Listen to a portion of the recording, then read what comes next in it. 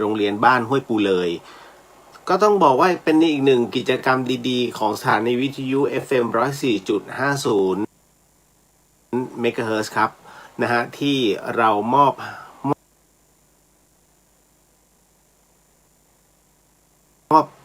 เรียกมอบความสุขกลับคืนสู่ศรัทธาแต่ว่าก็ต้องนิดนึงนะต้องขออภัยด้วยที่ไม่ได้คืนศรัทธาใกล้ๆนะฮะอันนี้ก็คือท่านเป็นผู้อำนวยการสถานีวิทยุ FM 104.50 แห่งนี้ครับนะฮะก็ท่านก็เมตตาว่ามีความคิดแบบเนี้ยนะฮะว่าทุกๆปีอิ่มบุญอุ่นกายน้องต้องไปในพื้นที่ที่กันดารจริงๆนะฮะนั่นก็คือน้ำไฟเข้าไม่ถึงนะฮะกิจกรรมดีๆจึงเกิดขึ้นทุกปีฮะแต่ปีนี้ต้องมี2 หนเพราะว่าสัปดาห์นี้ที่จะไปปีที่แล้วซึ่งเราไม่ได้ไปนะฮะก็อันนี้เรียนเอาไว้ให้ทราบนะว่ามันจะเกิดขึ้นแต่ว่าวันพรุ่งนี้เดี๋ยวถ้าไม่เหนื่อยจนเกินไปพรุ่งนี้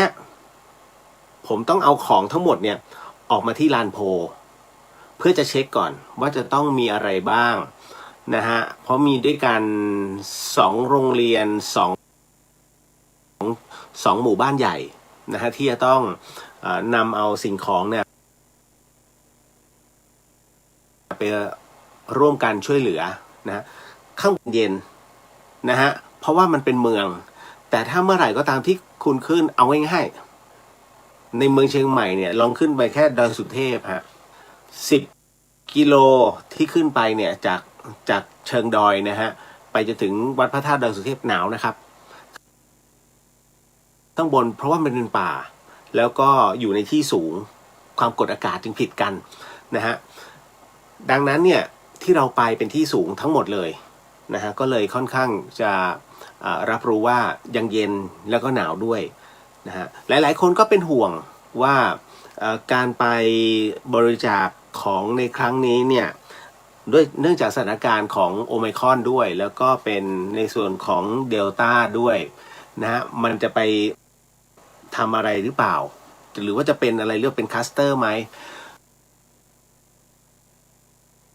ด้วยระบบของการป้องกันนะครับนะฮะอันนี้เราคิดกันหลายชั้นว่าจะต้องทำยังไงเพราะฉะนั้นเนี่ยทุกท่านที่ร่วมทริปเราก็จะมีชื่อใช่ไหมแล้วก็ลงวันที่เอาไว้แค่นั้นเป็นอันว่าเป็นหลักฐานว่าตรวจแล้วทุกคนนะครับแล้วจากนั้นก็จะมีหมอพร้อมนะฮะซึ่งทุกคนต้องโชว์ว่าฉีดแล้วเป็นที่เรียบร้อยแล้ว2 เข็มนะฮะเพราะว่าทั้งหมดทั้งมวลเนี่ยเราต้องนำหลักฐานตรงนี้มอบให้กับคณะกรรมการหมู่บ้านเพื่อความรอบคอบครับเพราะไม่งั้นเนี่ยสมมุติว่าพี่เลียวไม่ได้ทำตรงนี้คนเดียวนะแล้วพี่เลียวไม่สบายเนี่ยพอจาม1 ทีหรือว่าไปนอนสมเพราะแค่อากาศเปลี่ยนคุณเชื่อไหมมันจะก่อยทันทีเพราะทุกคนจะถามเป็นยัง เป็นยัง ไม่ให้เป็นหยังนะเป็นยัง นั่นแหละครับเพื่อความสบายก่อนนะฮะหลายๆท่านคาดหวังว่าผมจะต้องไปทำกิจกรรมคลุกคลีกับเด็กอันนี้ไม่ใช่อันนี้เราจะเน้นในเรื่องของไม่เน้นกิจกรรมแต่เน้นในเรื่องของการแจกของแล้วก็ทำอาหารเลี้ยงนะทั้งหมดทั้งมวลนั้นแค่เราจะรวมของเนี่ยใส่ไว้ในเป้นะฮะรวมถึงถุงยางชีพเสร็จปุ๊บชาวบ้านรับจบนะนักเรียนมารับจบส่วนในเรื่องของไม่ว่าจะเป็นคอมพิวเตอร์นะฮะหรือว่าจะเป็นในเรื่องเครื่องกรองน้ำที่เราจะไปติดตั้งให้เพราะว่าที่นู่นน้ำแดงนะฮะน้ำแดงคืออะไรน้ำดอยแหละน้ำดอยซึ่งตอนนี้มันยังฝนน้ำจะขุ่นเป็นน้ำแดงเพราะฉะนั้นเขาจะใช้แค่รดน้ำต้นไม้อะถ้าอาบจะคันนะฮะอันนี้ก็เลยไปลดทั้งมวลเนี่ยเป็นอะไรที่ค่อนข้างจะ สะอาดขึ้นดีขึ้นนั่นแหละฮะนั่นคือทั้งหมดที่เราจะไปช่วยเราไปช่วยนะ เราไม่ได้ไปก่อกวนเดี๋ยวคิดว่าจะไปก่อกวนนะฮะก็โมทนาสาธุกับผู้ใหญ่ใจดีทุกท่านด้วยที่มาร่วมในโครงการตรงนี้เพราะ1 ปีมี1 ครั้งหลายท่านไม่เคยทำกับคนหมู่มากแบบนี้นะฮะแล้วก็จะอินบ็อกซ์มาบอกผมว่าดีใจมาก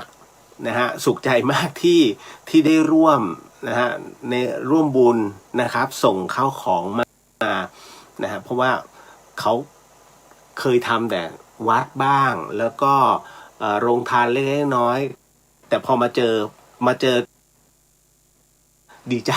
นะฮะผมก็เลยโมทนาสาธุฮะบอกโอ้อันนี้ปีที่14แล้วครับ นะบอกถ้างั้นช่วยบอกนะเดี๋ยวทุกปีจะทำ ได้ครับไม่มีปัญหาคือถ้าของมันเหลือจากตรงนู้นเนี่ยมันจะกลายเป็นขยะนะฮะเพราะฉะนั้นเนี่ยผมจะต้องจัดให้มีความพอดีแล้วถ้ามันเหลือคราวนี้ก็จะมีเขาเรียกใช้ทริปพวกพี่ๆน้องๆเนี่ยที่มาเป็นออฟโรดนะฮะเขาจะมีทริปของเขาตรงนั้นน่ะเขาก็ไปในหมู่บ้านที่กันดารเหมือนกันแต่คราวนี้ข้าวของเขาบางอย่างมันขาดผมก็จะไปช่วยเติมตรงนี้ทั้งหมดคือได้บุญกันอะไม่ต้องห่วง ทั้งหมดได้บุญ3 ต่อเท่ากันนะฮะอันนี้บอกไว้เรียบร้อยนะครับส่วนในเรื่องของงานบุญที่เติมมานะฮะแล้วพรุ่งนี้พอเช็คของเนี่ยถ้ามันมีอะไรขาดผมก็ต้องไปซื้อมาเติมนะฮะในขณะเดียวกันพรุ่งนี้ต้องนอนด้านนอกเดี๋ยวถ้าพรุ่งนี้มีแรงนะฮะจะจัดด้านนอกเพราะต้องนอนเฝ้าของ บอกแล้วคนเดียวจริงๆฮะนอกจากวันแพ็คของก็คือวันที่19แพ็คของอันนั้นเนี่ยเดี๋ยวจะมีน้องๆนะฮะมาช่วยคราวนี้ผมก็จะต้องกองเวลาแพ็คของหลายคนจะสงสัยว่าเฮ้ยแล้วพี่เรียแพ็คของกันไงวะจะวางเลยครับตรงนี้ผงซักฟอกตรงนี้ยาสีฟันตรงนี้แปรงสีฟันตรงนี้เป็นสบู่แล้วเดินคนที่มาช่วยฮะจะถือถุงอันนึงแล้วก็เดินหยิบใส่จึบวนรอบฮะจบมันจะไม่คือแล้วคราวนี้ก็คือมันจะได้เหมือนกันนะฮะพอเสร็จก็ตึบคนที่2ก็คนที่3บนอย่างเงี้ยที่เหลือก็จะจัดเป็นของโรงเรียนเป็นภาพรวมของโรงเรียนนะฮะเอาละวันนี้ต้องบอกก่อนแล้วก็เมื่อวานนี้ได้ไปกราบนมัสการแล้วก็ทำบุญนะฮะที่วัดบ้านฟ่อนซึ่งเป็นอีก1 วัดที่เรียกว่าครูบาหม่อนเจ้าดวงดียติโกนะฮะตอนที่ท่านดำรงธาตุขันธ์อยู่เนี่ยผมก็จะไปอยู่เรื่อยๆไปเยี่ยมหลวงปู่นะหลวงปู่มรณภาพไปเมื่อ2 ปีที่แล้วในพรรษา105นะฮะแล้วตอนนี้ปัจจุบันเนี่ยหลวงพี่จิมเป็นเจ้าอาวาสนะฮะก็ต้องบอกว่าหลวงพี่จิมเนี่ยท่านไม่ธรรมดานะท่านมีความเมตตาสูงนะครับดังนั้นเมื่อวานนี้ไปกราบจริงๆไม่ใช่หรอกผมไม่ขอ หลวงพี่ช่วยโมทนาหน่อยให้กับแฟนรายการท่านก็เลยจัดมาให้นะฮะท่านจัดมาให้5 องค์แต่ผมเม้ม1 ทำอะไรต้องพูดตรงๆต้องเคลียร์เมมก็คือเมม นะบอกไม่หรอกถ้าบอกโยมพี่เอาไป1 ก็เหลือ4ก็เลยวันนี้แจกฮะนะฮะเป็นท้าวเวสสุวรรณหลายท่านบอกว่าตอนนี้กระแสมาแรงหรือเปล่าจริงๆเนี่ยต้องบอกว่าที่เนี่ยท่านทำท้าวเวสสุวรรณมาแต่ไหนแต่ไรตั้งแต่ปี55แล้วครับนะฮะเพราะฉะนั้นไม่ได้ว่าเพิ่งมาเริ่มตามกระแสนะฮะอันนี้เดี๋ยวต้องบอกก่อนนะครับแล้วทุกองค์นั้นปลุกเสกหมดนะครับอธิษฐานจิตหมดนะครับก็เลยต้องบอกว่าคืนนี้แจก4 องค์เดี๋ยวเราจะมาพูดในเรื่องของกติกากันนะฮะก็ทีละสเต็ปเนาะอย่างที่ว่าไว้นะครับว่าคืนนี้เป็นเพนขึ้น15 ค่ำนะครับ เดือนเดือนยี่เดือนอ้ายก็คือธันวาเนาะนะคือคนภาคกลางจะบอกว่าเดือนนี้เดือนยี่นะครับ แต่เมืองเหนือบอกเดือนสี่ผมก็งงๆนะฮะแต่ไม่เป็นไร นะย้อนกลับมาก่อนเรื่องกติกาเดี๋ยวทำข้อตกลงกันก่อนนะครับว่าจะแจกท้าวเวสสุวรรณเนี่ยนะฮะผู้นั้นเนี่ยต้องบุญกันในค่ำคืนนี้จริงๆนะฮะก็หากใครตอบคำถามถูกนะครับแจกให้นะฮะแต่ถ้าผมมีอยู่4 องค์เพราะฉะนั้นเนี่ยอาจารย์ไม่ว่ากันเนาะไม่ได้แจกในของฝ่ายหินเนอะ เอาแค่ผู้ที่สิทธิ์กับเรียวเดือเฮียนโอ้ถ้าเอาหมดเลยผมตายผมวนนี้เป็นชั่วโมงอ่ะกว่าจะเช็ค นะฮะขออนุญาตพระอาจารย์วิศวัตรเอาแค่ผู้ที่สิทธิ์Facebook นะครับผู้ที่สิทธิ์รัตนสมบูรณ์กับเรียวเดือเฮียนพอนะฮะMessenger ไม่เอานะ Messenger ไม่นับนะครับต้องเข้ามาตรงนี้แล้วค่อยๆเช็คนะครับอันนี้ต้องบอกว่ามี4 องค์เหมือนเดิมฮะถ้ามีผู้ตอบถูกเกิน4นะครับผมขออนุญาตเป็นการจับฉลากนะฮะคือได้ใคร4 ท่านเท่านั้นที่จะได้ตรงนี้ไปแล้วเดี๋ยวผมจะขอที่อยู่แล้วก็จัดส่งไปให้นะฮะตามเหตุปัจจัยนะครับอันนี้ต้องบอกก่อนเลยว่าบางคนตอบถูกแล้ว ก็ถูกไงแต่ว่าเดี๋ยวก่อน นะฮะ อันนี้เป็นท้าวเวสสุวรรณนะครับคำถามอันนี้มีเรียบร้อยไม่ยากเกินไปแต่ก็ไม่ง่ายเกินไปฮะนะฮะก็ถ้ามันเป็นเรื่องราวต่อเนื่องแหละนะฮะส่วนในส่วนของค่ำคืนนี้กับพิธีอโหสิกรรมเนี่ยฮะก็เมื่อเย็นขึ้นไปขออนุญาตพระอาจารย์ไปที่เรียบร้อยพระอาจารย์ก็อนุญาตเหมือนเดิมนะฮะคือถ้าผมไม่มีผ้าเหลืองคอยคุมผมก็ไม่กล้านะฮะเพราะฉะนั้นเมื่อเย็นนี้พอขึ้นไปขออนุญาตพระอาจารย์ท่านบอก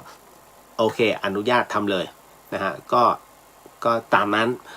ส่วนเดือนหน้านั้นนะฮะเป็นพิธีอโหสิกรรมใหญ่เพราะว่าเป็นมาฆบูชาตรงกับขึ้น15 ค่ำนะครับของเดือนกุมภาพันธ์เป็นเดือน3นะฮะคราวนี้อาจจะต้องขึ้นไปทำบนวัดสายหินนะฮะท่านใดที่จะร่วมพิธีต้องขึ้นไปบนวัดสายหินเนาะนะฮะก็อยู่ตรงลานอาจจะเป็นลานมะขามต้นมะขาม นะฮะหน้าอุโบสถอันนี้อาจจะดูสยองหน่อยเพราะว่าคราวนี้บรรยากาศมีกู่ด้วยเต็มเลยนะฮะก็เพื่อโมทนาให้กับหลายๆท่านที่ประจำอยู่ตรงนั้นมาเป็นบางท่านเป็น100 ปีบางท่านก็สัก40 ปีโมทนาท่านด้วยนะฮะนิดหนึ่งความเป็นมาเป็นไปของพิธีอโหสิกรรมนั้นเนี่ยอย่างที่บอกฮะว่าด้วยนะตรงนี้ครูบาอาจารย์นะครับท่านประสิทธิ์ประสาทวิชาเอาไว้นะฮะมันก็ไม่ใช่ว่าจะทำกันอยากจะทำก็ทำเพราะว่ามันเป็นเรื่องของการกัดหนัดทอนอายุไขหากสมมุติว่าเราเป็นบุคคลธรรมดานะฮะแล้วก็ศีลไม่เต็มนะฮะมันก็จะทำให้พร่องไปแต่ถ้าเรามีผู้รับรองอย่างเงี้ยนะฮะอันนี้โอเคกำลังมันเพิ่มนะฮะกำลังมันจะได้นะฮะแล้วก็บางคนบอกว่าแล้วทำกับเทปของพระอาจารย์ภัสกรได้ไหมได้ครับก็น้อมจิตตามนะฮะเพียงแต่ว่าด้วยนะตรงนั้นนะครับที่เป็นภาพของท่านเนี่ยนะเราน้อมนำโมทนากำลังจะได้ในระดับหนึ่งนะครับแต่ว่าถ้าสดอย่างมีครูบาอาจารย์เข้ามานะฮะแล้วก็กล่าวนำอโหสิกรรมอย่างเงี้ยฮะอันเนี้ยมันเคลียร์ได้เยอะนั่นแหละครับพิธีอโหสิกรรมผมก็จะเล่าที่มาที่ไปทุกๆครั้งไปนะฮะเพราะว่าณตรงนี้ท่านพระอาจารย์นพพรอาทิตย์จวังโสนะครับท่านเป็นพระอาจารย์ใหญ่ซึ่งท่านทำบทนี้ขึ้นมาเพื่อเคลียร์เจ้ากรรมนายเวรของทุกคนเคลียร์เจ้ากรรมนายเวรแม้กระทั่งเทวดานะเทวดาก็ยังมีเจ้ากรรมนายเวรแน่นอนครับ ผู้ที่เตรียมจะเกิดเนี่ยนะฮะเขาต้องมีเจ้ากรรมนายเวรแต่มันอยู่ภพด้านล่างต่ำกว่าเขานะฮะดังนั้นเทวดาที่อยู่ในชั้นจาตุมหาราชิกานั้นนะครับหากจะต้องลงมาเกิดนะฮะแน่นอนเกือบตกสวรรค์นะแต่มาอยู่ภพมนุษย์ไม่ได้ลงนรกเพราะถ้าเกิดเป็นมนุษย์เนี่ยยังไงก็เลเวลยังสูงกว่าพูดนะฮะหรือว่าพูดวิญญาณเพียงแต่ว่าถ้าเมื่อไหร่ก็ตามที่ธาตุมันไม่เท่ากันไอ้ตัวที่อยู่ด้านล่างมันจะขึ้นมาข้างบนได้แล้วก็จะเล่นงานนั่นนะฮะดังนั้นทั้งหมดทั้งมวลไหนๆก็ไหนๆท่านจึงต้องเคลียร์ให้เหล่าบรรดาเทวดาด้วยนะฮะท่านก็จึงต้องทำบทอโหสิกรรมขึ้นมาดังนั้นบทอโหสิกรรมเบื้องต้นนั้นผมต้องเรียนทุกท่านนะฮะว่าจะเป็นบทที่เคลียร์ทั้งหมดทั้งมวลก่อนนะฮะของพระอาจารย์นุพรอธิจวังโสแล้วจากนั้นจะตามไปด้วยบทอโหสิกรรมของพระอาจารย์ภาสกรภูริวัฒโนนะซึ่งท่านก็เป็นอีกหนึ่งรูปนะฮะที่นำอโหสิกรรมทุกครั้งเลยนะฮะทุกครั้งทุกชั่วโมงหากมีโอกาสนะท่านจะเคลียร์เจ้ากรรมนายเวรให้นะฮะเพราะฉะนั้นอาศัยกำลังเยอะผมถึงได้บอกว่าผมไม่ได้ทำบ่อยๆอย่างล่าสุดก็คือปีใหม่แค่น้อมจิตตามหลวงพี่ท่านนะครับก็คือเติมพลังลงไปในภาพวิดีโอก็จะช่วยก็คือดึงได้เยอะเราก็จะรู้อาจารย์กระเชนก็จะรู้ นะอาจารย์กระเชนก็นะแต่วันนี้อันนี้ทำเองแล้วก็นำเองแต่ว่าได้มีครูบาอาจารย์รับรองนะฮะก็เลยสามารถนะในกรณีที่ต้องเคลียร์เจ้ากรรมนายเวรนั้นเป็นใครเจ้ากรรมนายเวรนั้นนะจะมีด้วยกัน2ประเภทก็คือเป็นประเภทที่อยู่ในภพภูมิกับเป็นประเภทที่อยู่ในภูมิของเราภูมิของเราก็คือใครก็ได้ฮะที่มีอำนาจต่อใจเรานะฮะไม่ว่าจะเป็นลูกผัวตัวเมียนะฮะหรือแม้กระทั่งญาติสนิทมิตรสหายแม้กระทั่งเพื่อนฝูงอยู่ร่วมห้องกันอย่างเงี้ยนะฮะบังเอิญอยู่ๆเฮ้ยอยู่ๆมาเหม็นแล้ววะเกิดอะไรขึ้นเรารู้สึกไม่สบายใจพอจะถามมันเดินออกนอกห้องรู้สึกไม่สบายใจเนี่ยเขาเรียกคนนี้เพื่อนคนนี้มีอิทธิพลกับใจแต่พอได้คุยกันปุ๊บเคลียร์กันปุ๊บเป็นการเข้าใจผิดหรือว่างอนกันเล็กๆน้อยๆจบอันนี้เขาเรียกว่าเป็นการเคลียร์กันได้แต่ทั้งนี้ทั้งนั้นเธอและเขาคือเจ้ากรรมนายเวรซึ่งกันและกันเพราะมันมีผลดังนั้นนะตรงนี้ฮะจึงเป็นการขอโอโหสิบางสิ่งบางอย่างที่มันอยู่เส้นกลางๆเส้นบางๆที่อยู่ระหว่างกลางนะฮะระหว่างน้องกับเพื่อนนะฮะให้มันเคลียร์กันไปนะฮะยกมือไหว้ซึ่งกันและกันหลังจากที่อโหสิกรรมไปเนี่ยฮะเขาเรียกว่าจุดเท่าเทียมเกิดขึ้นโมทนาสาธุขอโหสิให้อโหสิปึ้งเมื่อต่างคนต่างไหว้เขาเรียกจุดเท่าเทียมเกิดขึ้นนะฮะความเป็นบาลานซ์เกิดขึ้นทันทีไม่มีแกสูงกว่าหรือเราต่ำกว่าไม่มีฮะพอมันเท่าเทียมกันเสร็จการขออโหสิกรรมจึงเป็นโมฆะทันทีปั้งโมฆะที่นี้หมายถึงว่าการพยาบาทจองเวรโมฆะทันทีนะฮะก็เป็นการให้อโหสิซึ่งเป็นพิธีทางพุทธล้วนๆเลยฮะแล้วก็เป็นพิธีการถูกต้องตามพระวินัยก็คือเป็นการขออโหสินั่นแหละนะฮะเวลาทำผิดพลาดขออโหสิครับขออโหสิครับนั่นแหละครับนะฮะเพราะฉะนั้นจึงไม่ได้ผิดเลยฮะไม่ได้ผิดเพี้ยนไม่ใช่เป็นพิธีกรรมทางไสยศาสตร์ทั้งสิ้นนะฮะอันนี้ต้องแจ้งเบื้องต้นเนาะนะฮะเดี๋ยวเราจะมาเริ่มกันตอน23:40 นาทีนะฮะถึง45ประมาณนี้นะทำไมถึงต้องเป็นเวลานั้นเพราะว่าผมต้องเริ่มก่อนเที่ยงคืนเพราะถ้าเที่ยงคืนไปปุ๊บเนี่ยมันจะอยู่คือมันจะไม่ใช่วันพระแล้วนะฮะมันจะกลายเป็นอีก1วันแต่จริงๆแล้วมันยังอยู่ในคืนเดียวกันนั่นแหละเพียงแต่เพื่อความสบายใจเอาก่อนเที่ยงคืน แต่ว่าถ้าเลยไปไม่มีปัญหาไงนั่นแหละฮะ นะฮะส่วนเจ้ากรรมนายเวรที่เรามองไม่เห็นเขาเรียกข้ามภพข้ามชาติพวกจองเวรข้ามภพข้ามชาติมันยังมีเรื่องราวต่างๆมากมายในเรื่องของการข้ามภพข้ามชาตินะฮะดังนั้นเราไม่รู้หรอกว่าตอนนี้เราเป็นมนุษย์เราเกิดก่อนมันยังไม่เกิดเลยเพราะฉะนั้นมันยังตามพยาบาทเราอยู่เมื่อตามพยาบาทมันมีบ้างเซาะเราบ้างเล็กๆน้อยๆทำให้เราสะดุดธุรกิจสะดุดไอ้นู่นไอ้นี่ทำอะไรติดขัดโอ้โหสิป่ะลองดูก่อนนิดๆหน่อยๆหรือประเภทไปทำแท้งมาหรือลูกหลุดแน่นอนที่สุดฮะ เขาตั้งใจมาเกิดแต่บังเอิญว่าแหมเราไม่อยากให้เกิดพอไม่อยากให้เกิดปุ๊บทำแท้งไอ้นี่แหละตัวดีไอ้ตัวนี้แหละตัวเขาเรียกตัวทอนบุญนะฮะจะได้ร้อยได้แค่20นะฮะ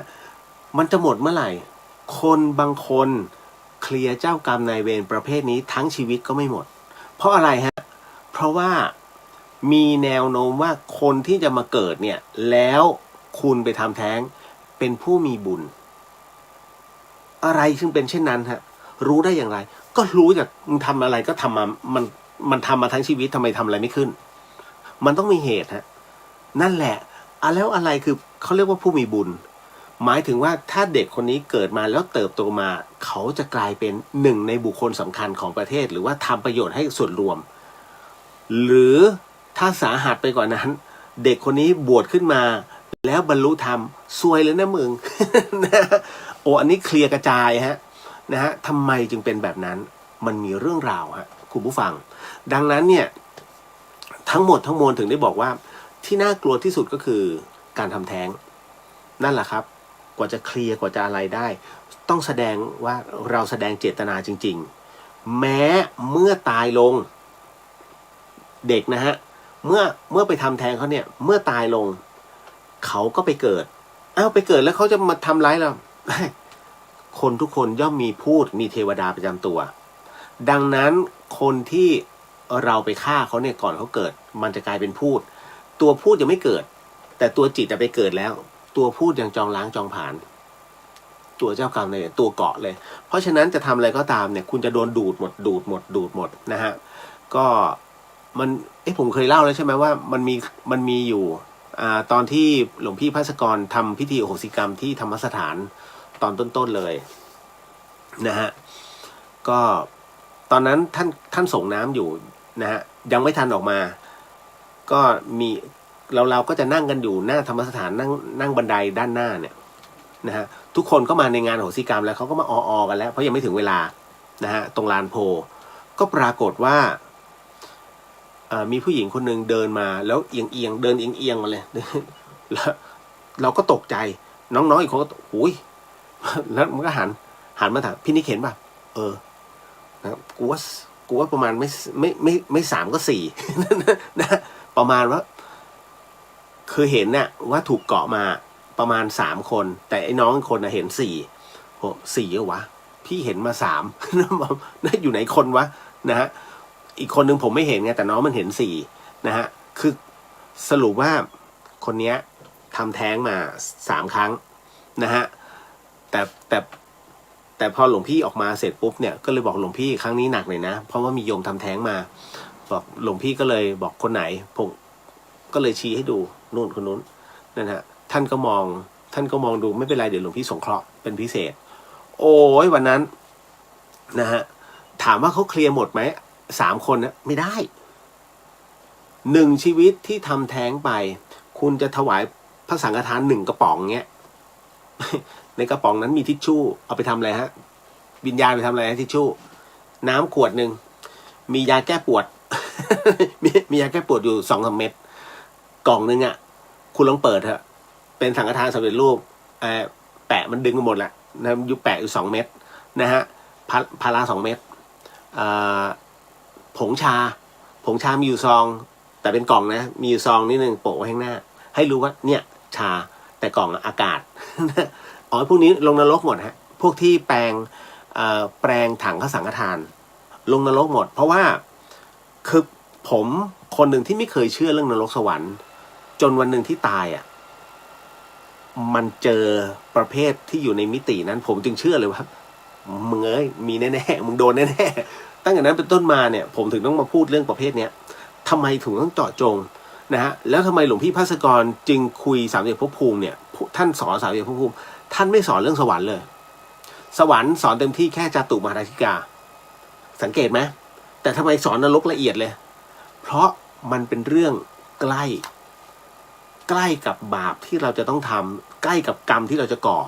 ดังนั้นหลวงพี่จึงต้องเทศนะเทศให้เห็นว่าถ้ามึงพลาดไปเนี่ยนี่แหละที่เขารองรับเนี่ยนั่นแหละฮะแต่ถ้าทำดีเต็มที่เอาค่าจาตุมให้ได้ก่อนถ้าจาตุมหาราชิกาได้จบ นั่นนะท่านจึงต้องไฟต์ตรงนี้ให้เห็นว่าเฮ้ยมันเป็นแบบนั้นแล้วมันเป็นจริงนะแค่คุณยังไม่ถึงเวลาที่ต้องเห็น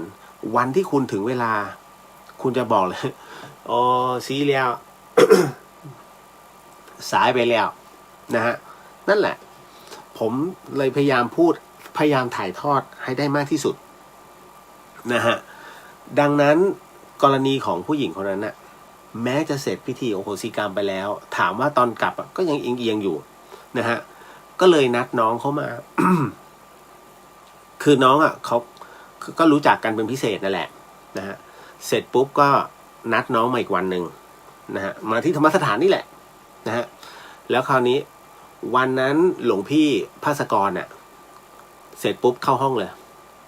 หมดแรงนะฮะคือท่านใช้พลังเยอะมากนะธรรมสถานเนี่ยถ้าจะมีแบบใหญ่ๆนะจะมีด้วยกัน3 วันมีมาฆะวิสาขะแล้วก็อาสาฬหะ3 วันนะฮะอันนี้เล่าที่มาที่ไปก่อน หลังจากนั้นอีกวันหนึ่งเนี่ยน้องเข้ามาก็จะมีผมแล้วก็มีน้องผู้หญิงอีก2 คนนะฮะอยู่ที่ธรรมสถานด้วยก็เข้ามาเสร็จปุ๊บผมเลยบอกว่าไปถวายพระสังฆทานพระอาจารย์ก่อนที่ท่านจะกลับกรุงเทพพอเสร็จปุ๊บเนี่ยเขาบอกผมก็เลยบอกว่าอันเนี้ยเจ็บคอใช่ไหมปวดเอวใช่ไหมนะฮะแล้วก็สะบักปวดใช่ไหมเขาก็บอกว่าใช่นั่นน่ะทำบอกแล้วพี่เลียวรู้ได้ไงพี่ผมก็เลยชี้ไอ้น้องเนี่ยมันบอก มันเห็นนะอันหนึ่งกำลังขี่คอ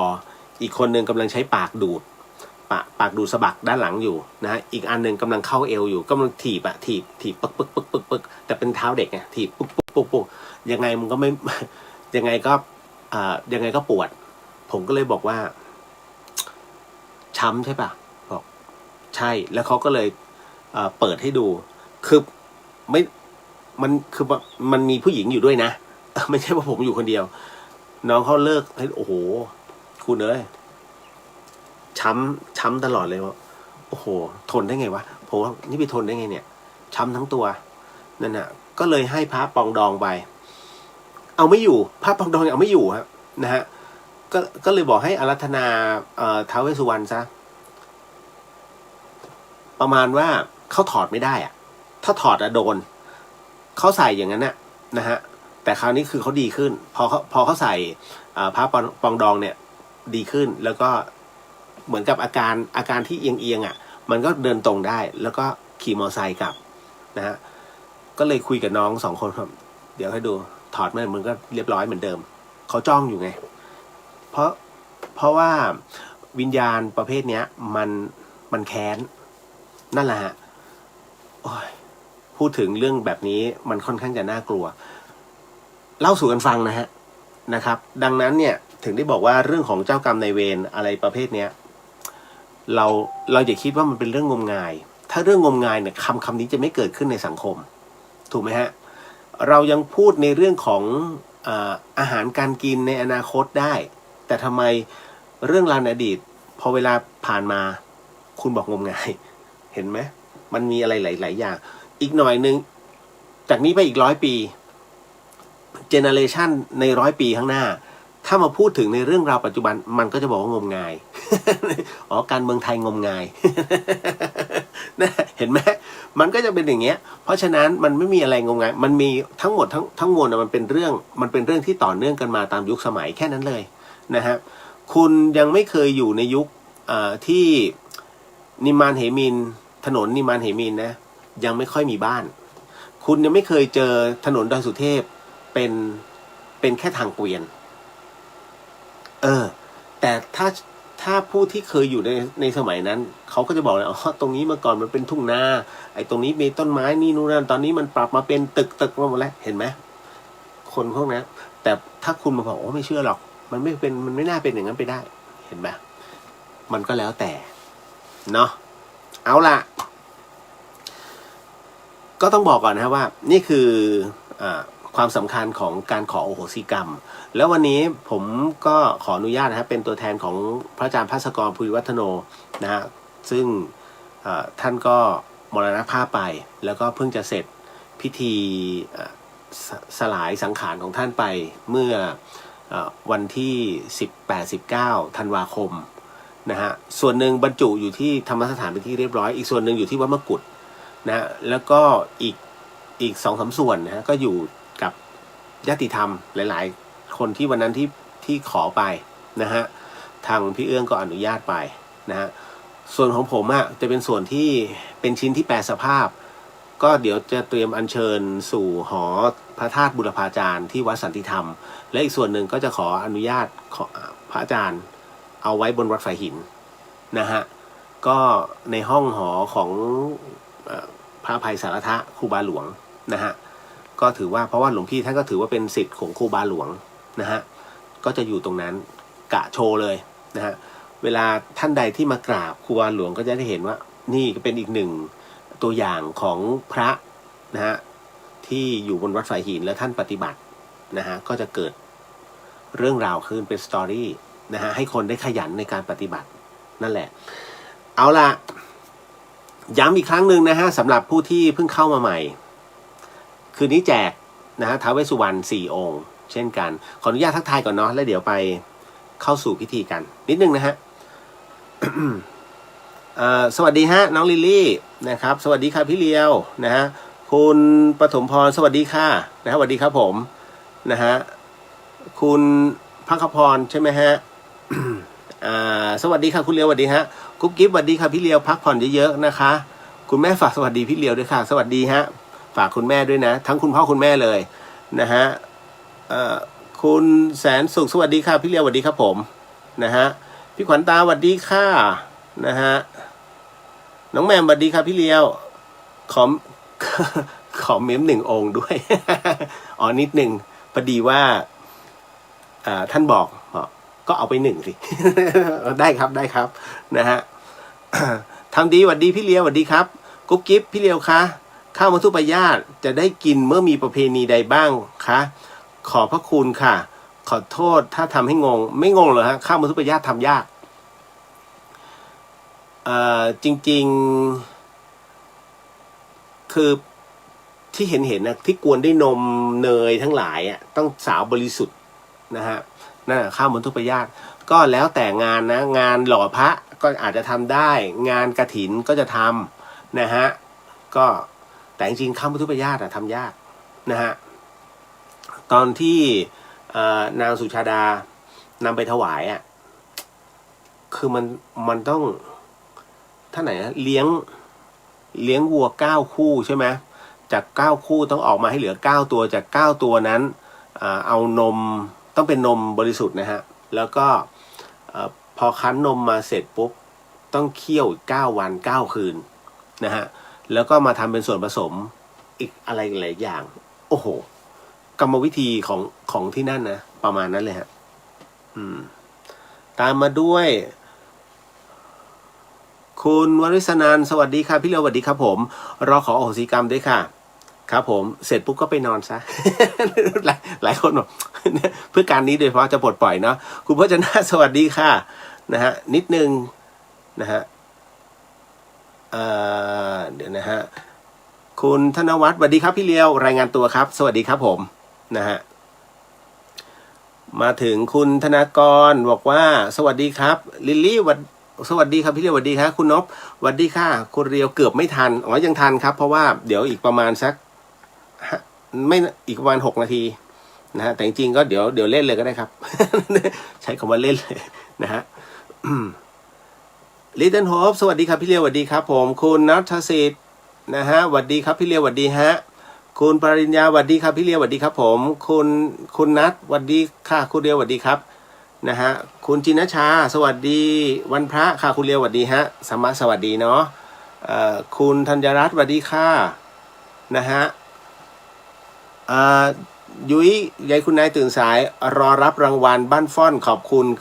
ณค่ะอีต้องชิงเอาเนาะ นะฮะคุณนันที่นี่สวัสดีครับพี่เลียวสวัสดีครับนะฮะคุณย่าสโนสวัสดีครับคุณเลียวสวัสดีครับคุณย่านะฮะก็มาถึงป้าแก้วสวัสดีค่ะคุณเลียวสวัสดีครับป้าแก้วคุณจันยาสวัสดีค่ะคุณเลียวนะฮะคุณนงนุชสวัสดีครับคุณเลียวสวัสดีครับผมนะฮะ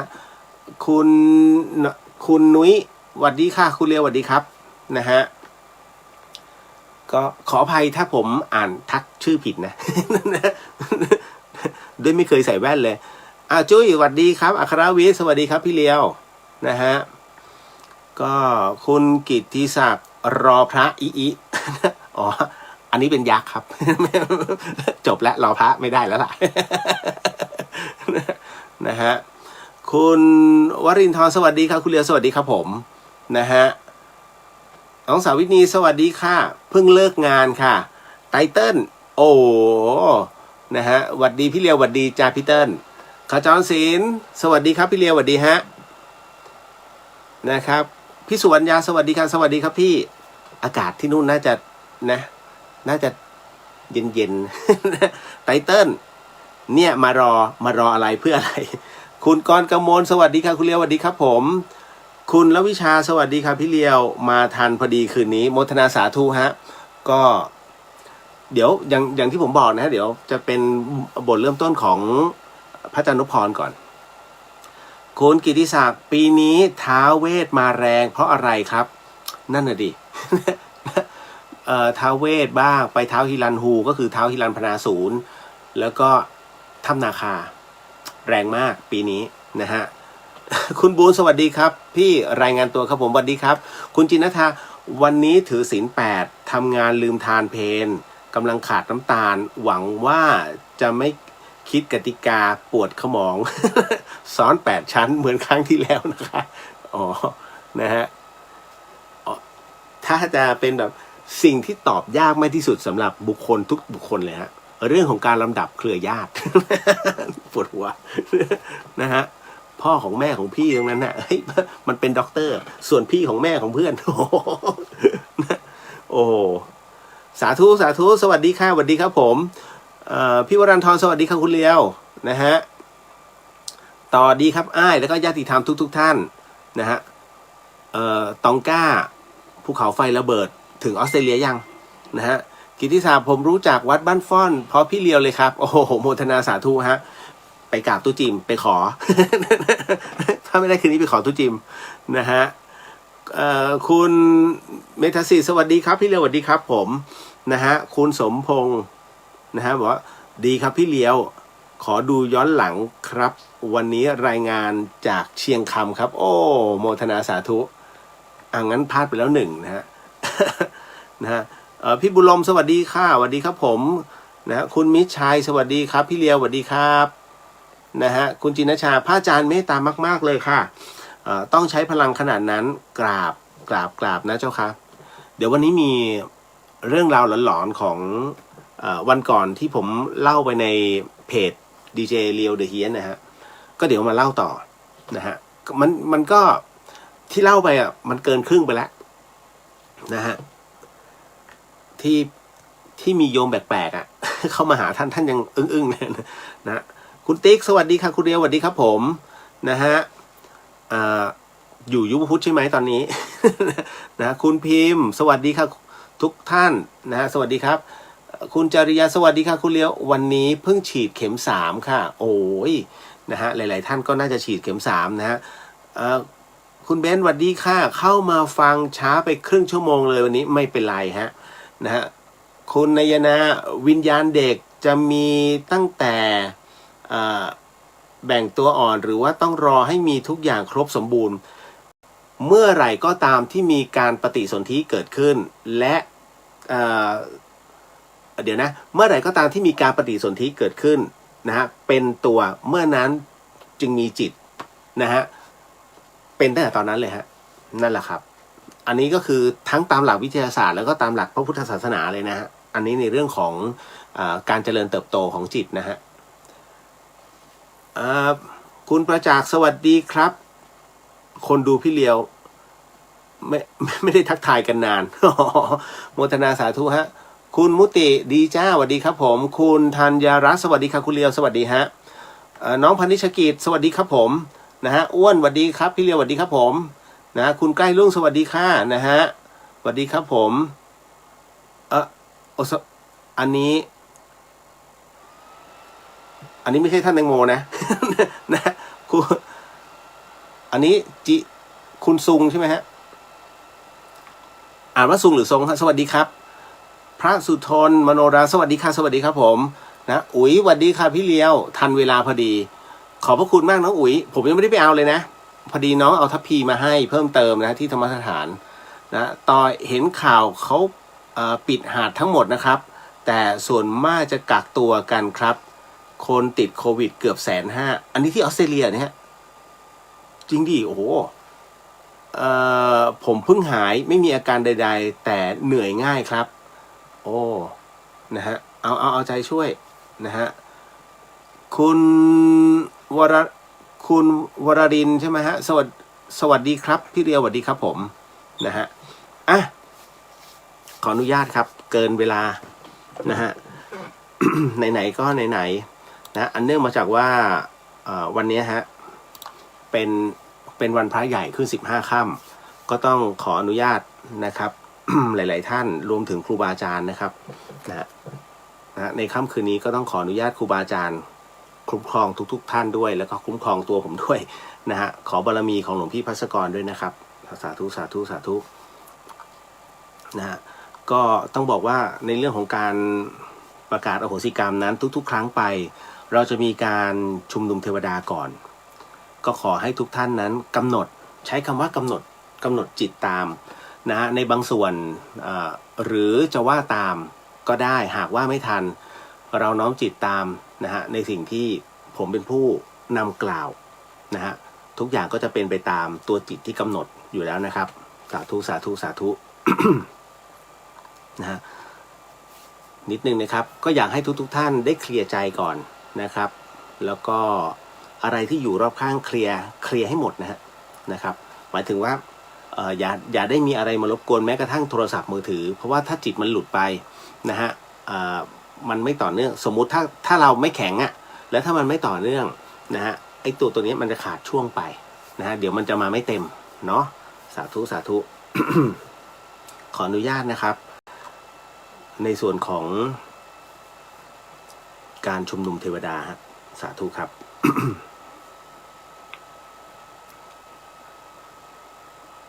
สมันตาจักวาเรสุอัตราคาชันตุเทวตาสัทธมังมุนิราชาสาสุนันตุสัคขโมคารังสักเคกาเมจรูเปคิริสิขรตเตจันตริเควิมาเนทีเประเทจะคาเมตารุวนาคาเนเคหาวัตุมหิเคเตอุมมาจายันตุเทวาชาลาทาลวิสาเมยาคาคันทัพนาคันติทันตาสันติเกยังมุนิวรวจนังสาทโวเมสุนันตุตัมมาสวนะกาโลอายัมพทันตาธรรมสวนกาโลอายัมพทันตาธรรมสวนกาโลอายัมพทันตา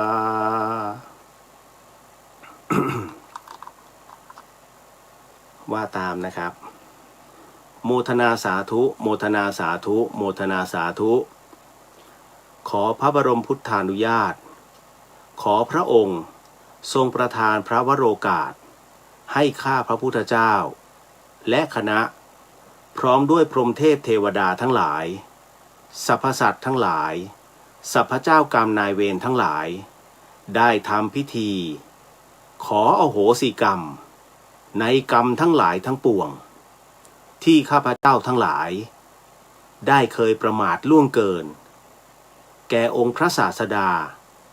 สัมมาสัมพุทธเจ้าพระธรรมเจ้าพระอริยสังฆเจ้าท่านผู้ทรงคุณพระคุณความดี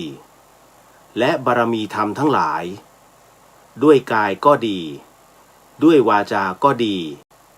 หรือแม้ด้วยใจก็ดีนับแต่อดีต16อสงไขยแสนกันจนถึงปัจจุบันชาติเพื่อความหมดเวรสิ้นกรรมเพื่อมรรคผลนิพพานและความวิมุตติหลุดพ้น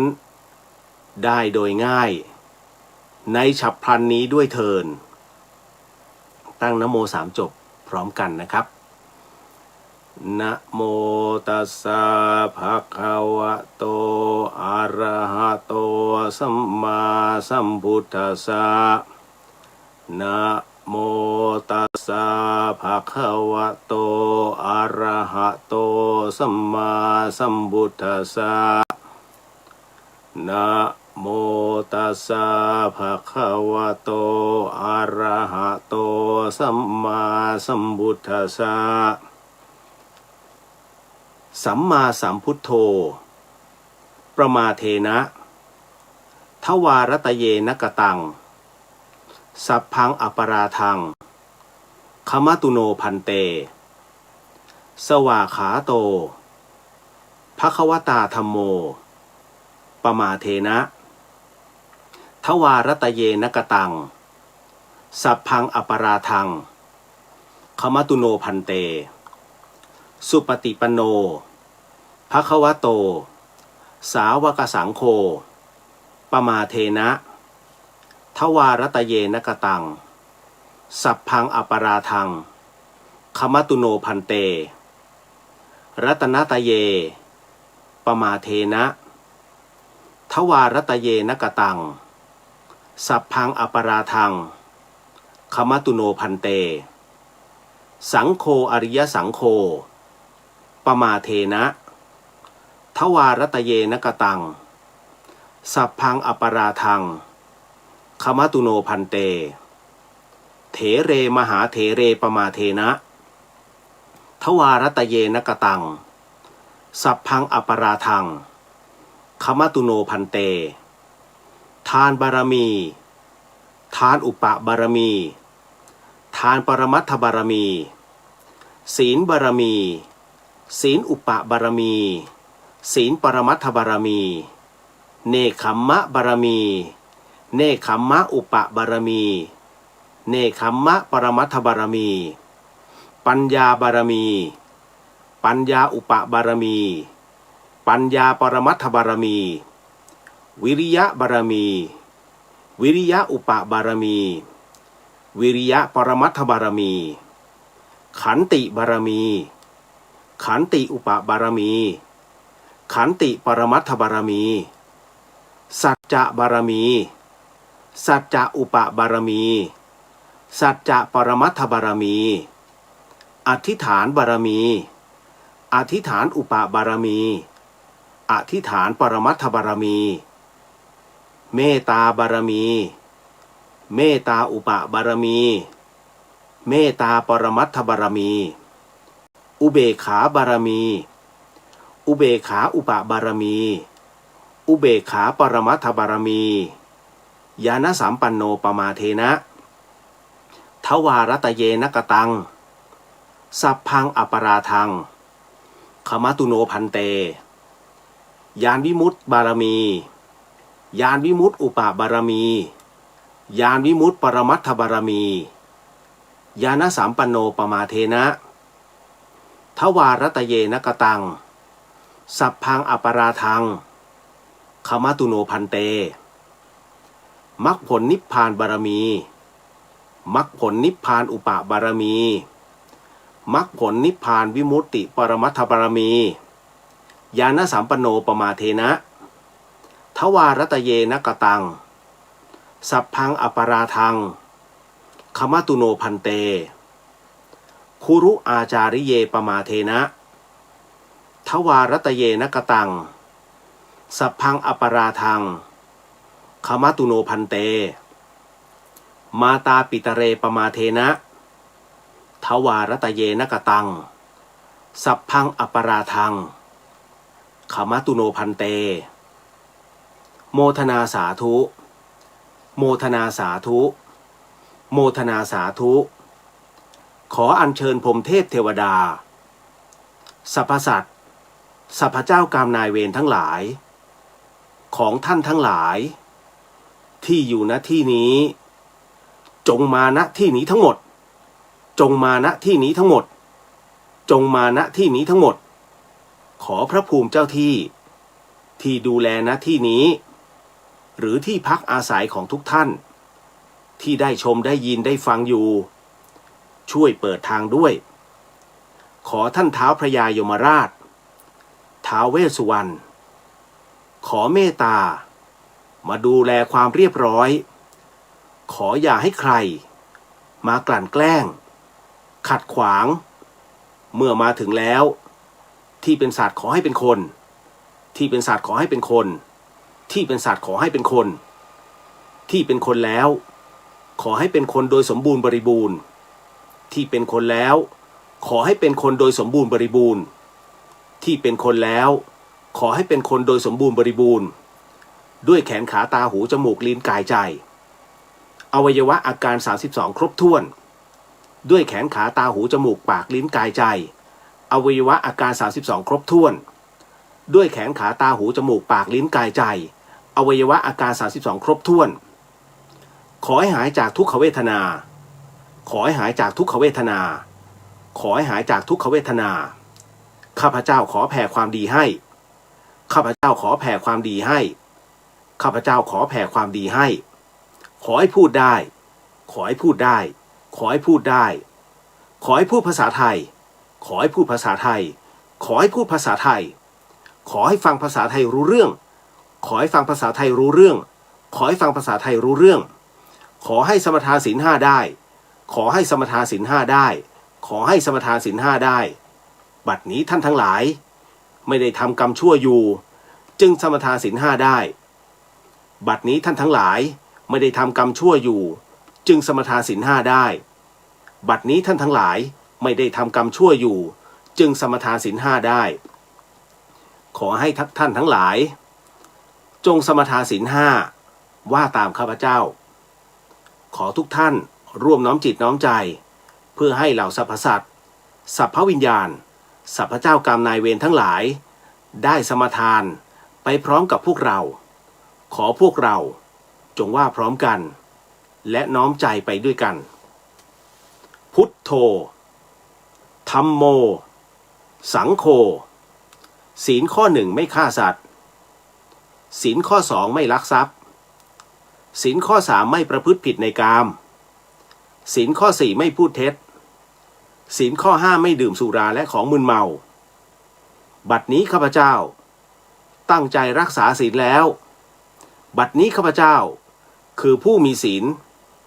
ข้าพเจ้าผู้มีศีลละอายต่อการทำความชั่วกลัวต่อผลของบาปกรรมข้าพเจ้าผู้มีศีลมีหิริโอตปะมีกายเป็นมนุษย์มีใจเป็นเทวดาเป็นมนุษย์เทโวเข้าถึงความเป็นสหายกับเหล่าเทวดาทั้งหลายณบัดนี้ข้าพเจ้าทั้งหลายจะได้ประกาศให้อโหสิกรรมเป็นอภัยทานเป็นสัจจะวาจาตรงนี้ขอทุกท่านได้แสดงความนอบน้อมต่อองค์พระสัมมาสัมพุทธเจ้าด้วยการ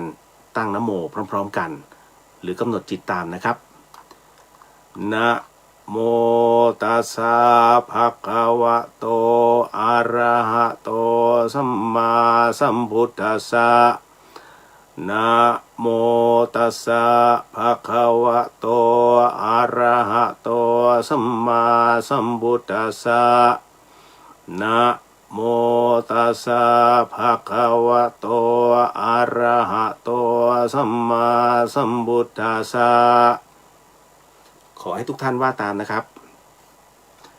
ข้าพระพุทธเจ้าทั้งหลายขออาราธนาพระสัมมาสัมพุทธเจ้าพระธรรมเจ้า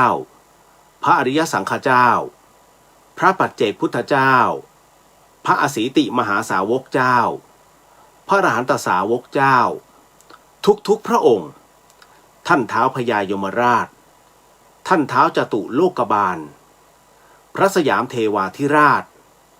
และคณะทุกพระองค์ขอจงโปรดเมตตากรุณาเสด็จมาเป็นสักขีพยานและร่วมโมทนาในการให้อโหสิกรรมแก่กันและกันและแก่ผู้ที่เคยล่วงเกินต่อข้าพระพุทธเจ้ามาแล้วทั้งหลายทั้งปวงในทุกกับทุกกันทุกอสงไขยจนถึงปัจจุบันชาติข้าพระพุทธเจ้าทั้งหลายขอประกาศให้อโหสิกรรมแก่ตัวข้าพเจ้าเองตลอดจนถึงพ่อแม่พี่น้องปู่ย่าตายายลุงป้าน้าอาบุตรธิดาภรรยาสามีลูกหลานเหลนทั้งหลายญาติมิตรสหายทั้งหลายหมู่คณะผู้ร่วมงานทั้งหลายเจ้านายลูกน้องทั้งหลายคู่แข่งคู่ค้าคู่รักคู่แค้นคู่บุญคู่กรรมทั้งหลายครูบาอาจารย์ทั้งหลายอุปชาอาจารย์ทั้งหลายตลอดจนพรหมเทพเทวดามนุษย์สรรพสัตว์สรรพวิญญาณสรรพเจ้ากรรมนายเวรทั้งหลายทั้งปวงทุกท่านทุกพระองค์ที่เคยเข็นฆ่าทำร้ายรังแกปล้นจี้ลักขโมยเบียดบังยักยอกข่มขืนผิดประเวณีโกหกหลอกลวงต้มตุ๋นคดโกงตระบัดสัตว์หักหลังทรยศอักตันยูเสียดสีด่าว่าบังคับขืนใจให้กินเหล้าเมายาทั้งแก่ตัวข้าพเจ้าเองหรือแม้ในบุคคลและสิ่งที่ข้าพเจ้ารักหวงแหนไม่ว่าชาตินี้ภพนี้หรือในภพชาติใดๆก็ตามในทุกกับทุกกันทุกอสงไขยเจตนาหรือไม่เจตนาต่อหน้ารับหลังรู้ไม่รู้อันเป็นเหตุให้ข้าพเจ้าทั้งหลายทุกกายก็ดีทุกใจก็ดีข้าพเจ้าขอให้อโหสิและขออโหสิแก่ท่านทั้งหลายทั้งปวงจนหมดสิ้นตั้งแต่บัดนี้ตราบเข้าสู่พระนิพพานการอาฆาตพยาบาทสาปแช่งจองเวรจองกรรมใดๆที่ข้าพเจ้าได้เคยประกาศไว้หรือผูกใจเก็บไว้ในชาตินี้ภพนี้หรือในภพชาติใดๆก็ตามข้าพเจ้าขอให้อโหสิกรรมยกเลิกให้เป็นโมฆะทั้งสิ้นเพื่อให้หมดเวรสิ้นกรรมต่อกันและกันนับแต่บัดนี้ตราบจนถึงพระนิพพานขอให้เราท่านทั้งหลายที่อยู่พร้อมหน้ากันในที่นี้ตลอดจนพ่อซื้อแม่ซื้อพ่อเกิดแม่เกิดพรหมเทพเทวดาที่ปกปักรักษาข้าพเจ้าทั้งหลายจงทราบว่าบัดนี้ข้าพเจ้าทั้งหลายได้ให้อโหสิกรรมแก่กันและกันแล้วและจะไม่เอาการกระทำทั้งหลายในอดีตมาเป็นเหตุทำร้ายทำลายหรือเบียดเบียนซึ่งกันและกันอีกต่อไปข้าพระพุทธเจ้าทั้งหลายขอโมทนาความดีกับสมเด็จพระสัมมาสัมพุทธเจ้าพระธรรมเจ้าพระอริยสังฆเจ้าพระปัจเจกพุทธเจ้าพระอสีติมหาสาวกเจ้าพระอรหันตสาวกเจ้าทุกพระองค์ท่านท้าวพระยายมราชท่านท้าวจตุโลกบาลและพระสยามเทวาธิราชและคณะทุกพระองค์ที่โปรดเมตตากรุณาเสด็จมาเป็นสักขีพยานในการให้อโหสิกรรมของข้าพระพุทธเจ้าทั้งหลายโมทนาสาธุโมทนาสาธุโมทนาสาธุด้วยอานิสงส์แห่งการให้อโหสิกรรมนี้ขอให้เจ้ากรรมนายเวรทั้งหลายทั้งปวงของข้าพเจ้าจงกรุณาให้อโหสิกรรมแ แก่ข้าพระพุทธเจ้าโดยง่ายเทินโมทนาสาธุโมทนาสาธุโมทนาสาธุขอให้กรรมทั้งหลายทั้งปวงจงเป็นอโหสิขอให้กรรมทั้งหลายทั้งปวงจงเป็นอโหสิขอให้กรรมทั้งหลายทั้งปวงจงเป็นอโหสิขอให้วิบากกรรมชั่วและโรคภัยทั้งหลายทั้งปวงจงยุติการส่งผลขอให้วิบากกรรมชั่วและโรคภัยทั้งหลายทั้งปวงจงยุติการส่งผลขอให้วิบากกรรมชั่วและโรคภัยทั้งหลายทั้งปวงจงยุติการส่งผลขอให้วิบากกรรมดีทั้งหลายทั้งปวงจงส่งผลสำเร็จขอให้วิบากกรรมดีทั้งหลายทั้งปวงจงส่งผลสำเร็จขอให้วิบากกรรมดีทั้งหลายทั้งปวงจงส่งผลสำเร็จโมทนาสาธุโมทนาสาธุโมทนาสาธุขอให้ข้าพเจ้าพร้อมด้วยพรหมเทพเทวดาสรรพสัตว์สรรพวิญญาณสรรพเจ้ากรรมนายเวรทั้งหลายทั้งปวงจงสำเร็จมรรคผลนิพพานในชาติปัจจุบันโดยเร็วพลันเทินให้อโหสิให้อโหสิให้อโหสิขออโหสิขออโหสิขออโหสิให้อโหสิให้อโหสิให้อโหสิขออโหสิขออโหสิขออโหสิให้อโหสิ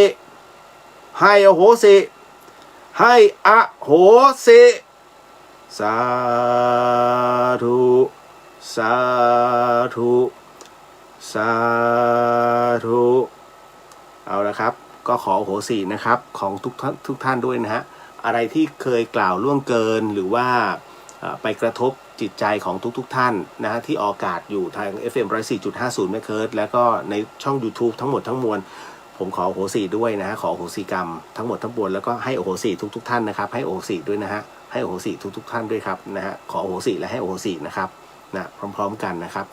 นะก็อย่าได้เว้นวรรคนะฮะเวลาเราให้อโหสิใครไปแล้วไปเว้นวรรคเขาก็จะเว้นวรรคเรานะฮะคือเป็นการเคลียร์เบื้องต้นนะตรงนี้เราอาศัยกำลังวันขึ้น15ค่ำเป็นวันพระใหญ่นะพระจันทร์เต็มดวงเดือนหน้าเป็นอีกหนึ่งวันพิเศษก็คือเป็นวันมาฆบูชาวันนั้นโอ้สุดๆนะฮะก็ถ้ามีโอกาสนะฮะถ้าผมไม่ได้อยู่ที่เชียงใหม่นะฮะก็เดี๋ยวทำพิธีกันที่กรุงเทพนะฮะอันนั้นเดี๋ยวต้องขอพลังครูบาอาจารย์ให้ครบองค์สงฆ์ละ4 รูป นะมันจะเป็นกำลังทวีคูณมาฆบูชานะอันนี้ก็คือนำได้เลยคราวนี้สบาย นะครบองค์สงฆ์นะฮะเดี๋ยวขออนุญาตนะฮะขออนุญาตนะครับนิดนึงในเรื่องของขออนุญาตแล้วก็ขอโหสิกรรมด้วยสุดท้ายขออนุญาตนะครับขอเชิญเทวดากลับก่อนนะฮะสาธุสาธุสาธุทุกขปัตตาจะเนทุกขาพยาปัตตาจะเนพยาโสกปัตตาจะเนโสกาโหตุสัพเพปิปานิโนเอตวะตาจะอัมเหหิสัมปตังปุญญสัมปตาสัพเพเทวานุโมทันตุสัพพสัมปติสิทธิยาทานันททันตุสัทธยาเสลังระขันตุสัพพทาภาวนาภิรตาโหตุขาฉันตุเทวตาคตาสัพเพพุทธาภลปัตตาปัจเจกานันจะยันพระรันอรหันตานันจะเตเชนารักขันพันธาเมสาภะโสนสาธุสาธุสาธุเอาละครับเคลียร์แล้วฮะ สาธุครับก็ขอโหสินะครับแล้วก็ให้โอโหสิมาเริ่มกันใหม่ ก็จะเป็นอย่างนี้ทุกๆเดือนนะครับ15ค่ำนะฮะด้วยนะตรงนี้อยู่ๆเหงื่อเข้ามาอากาศเย็นนะฮะ เอาอีกแล้วมาอีกแล้วคนลุกอีกแล้ว นะฮะสาธุสาธุอ้อย โอ้ยมายันหนังหัวเลย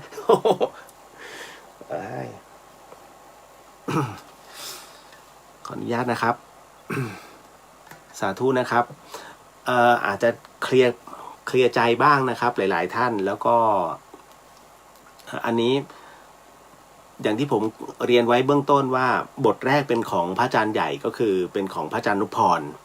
แล้วก็ต่อเนื่องมาเป็นบทของพระอาจารย์ภัสกรนะครับซึ่งณตรงนี้ถ้าท่านใดที่คุ้นเคยจะเริ่มก็จะรู้ว่าของบทหลวงพี่เริ่มตั้งแต่ตอนไหนนั่นแหละฮะเพราะฉะนั้นอันนี้มาครบเลยทั้งขอขมานะฮะทั้งพระรัตนตรัยข